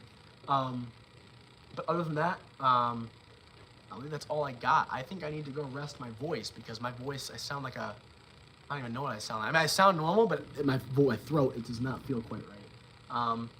But yeah, seriously, guys, thank you. I will keep all of you posted and everything. And if you have any questions, reach out. Go on my little Google website, and that has my email where you guys can send me more videos and stuff. Let's see. Am I behind on my videos? On my email? Let's see. Let me see. I plan on catching up on my emails today for any of you who have gotten back to me. And yeah, I have a couple. So I will get back on those. If you email me after this, I should be able to get back by the end of the night, but more information to come on that. But other than that, that's all I got. So I'll stick around a couple extra minutes since I'm a little early if any of you all have any questions. But other than that, that is the end of the content that I had to cover today. I'm gonna try to grab my jacket. I was sweating because I was moving around, but now I'm getting a little colder since I'm more stationary. You guys like my little shirt? It has my little logo on it and stuff. I got a bunch of them. I treated myself for Christmas. I mean, I had a couple already, but I got some more. I knew it was gonna get warm, and I was like, I don't feel like keeping this quarter zip on the whole time. I need my water. I need my water again.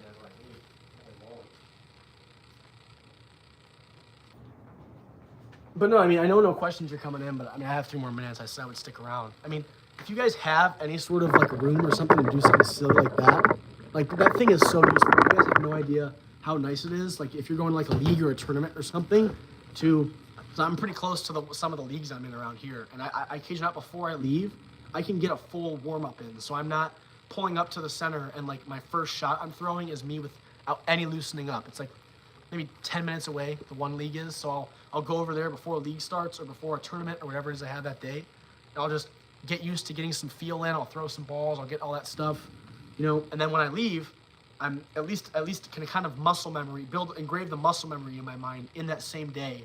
So I'm not like, oh, my release feels off or this feels weird, whatever. I can fix it right here. Because there's nothing worse when you only get, what? And normally you get probably, what, like 5 shots on practice? You don't get a lot of practice shots you get to take, so you're kind of half warming up in the process of you actually now mattering the score. So, I mean, there's so many opportunities for things you can have at the house that doesn't even require a setup. I mean, I could sit here and do probably a million different drills here at the house without anything. I mean, there's some that I've seen coaches do where you just use a wall. I mean, you just use a wall. Like you'll prop up against the wall and it helps you keep your arm swing straight, which I don't think really is that useful given how I just talked about how depending on where you're playing, your arm swing has to go behind your body or away from it to a certain degree. But there's a lot of very, very interesting things that you can look up on the internet or whatever. And obviously stay hungry for more knowledge because there's so many good content creators out there that I watch, and I'm sure all of you watch, and if you're watching me, I'm sure you guys watch a bunch of other ones. There's some great content creators and everything. But the only thing my only parting wisdom and the only thing that I will always stand by is just bowling. Again, you have your own bowling DNA as a bowler. So don't let somebody make you feel as if you have to change something or you have to be cookie cutter or do it because this one specific pro did it or because whatever. Like, you're allowed to have your own, in whatever your name is watching this, you're allowed to have in my perspective, you're allowed to have your own Logan part of it. Like, the way you deliver the ball is never going to be the same. But again, pathway of learning is meant to teach things in a different manner, in a complete opposite order of what you're taught. And again, if you're watching this for the first time and you haven't seen me, watch the Pathway of Learning.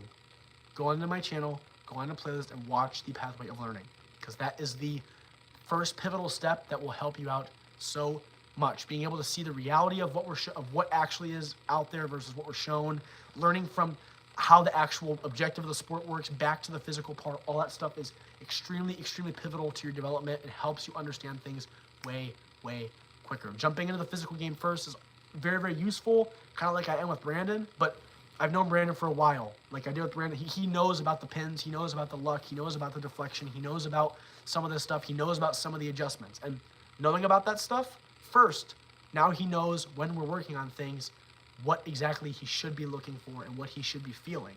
And it's helping him out develop a whole lot quicker. So, all right, I'm a minute over time. Thank you all again. Stay tuned for more announcements, usual uploads this weekend. If you're freezing out there, if you're in this cold weather, stay warm. This is terrible. Hopefully they plow the roads for you guys. But other than that, I will hear from all of you again on Tuesday for the Quick Tip Tuesday episode. So, alrighty, guys.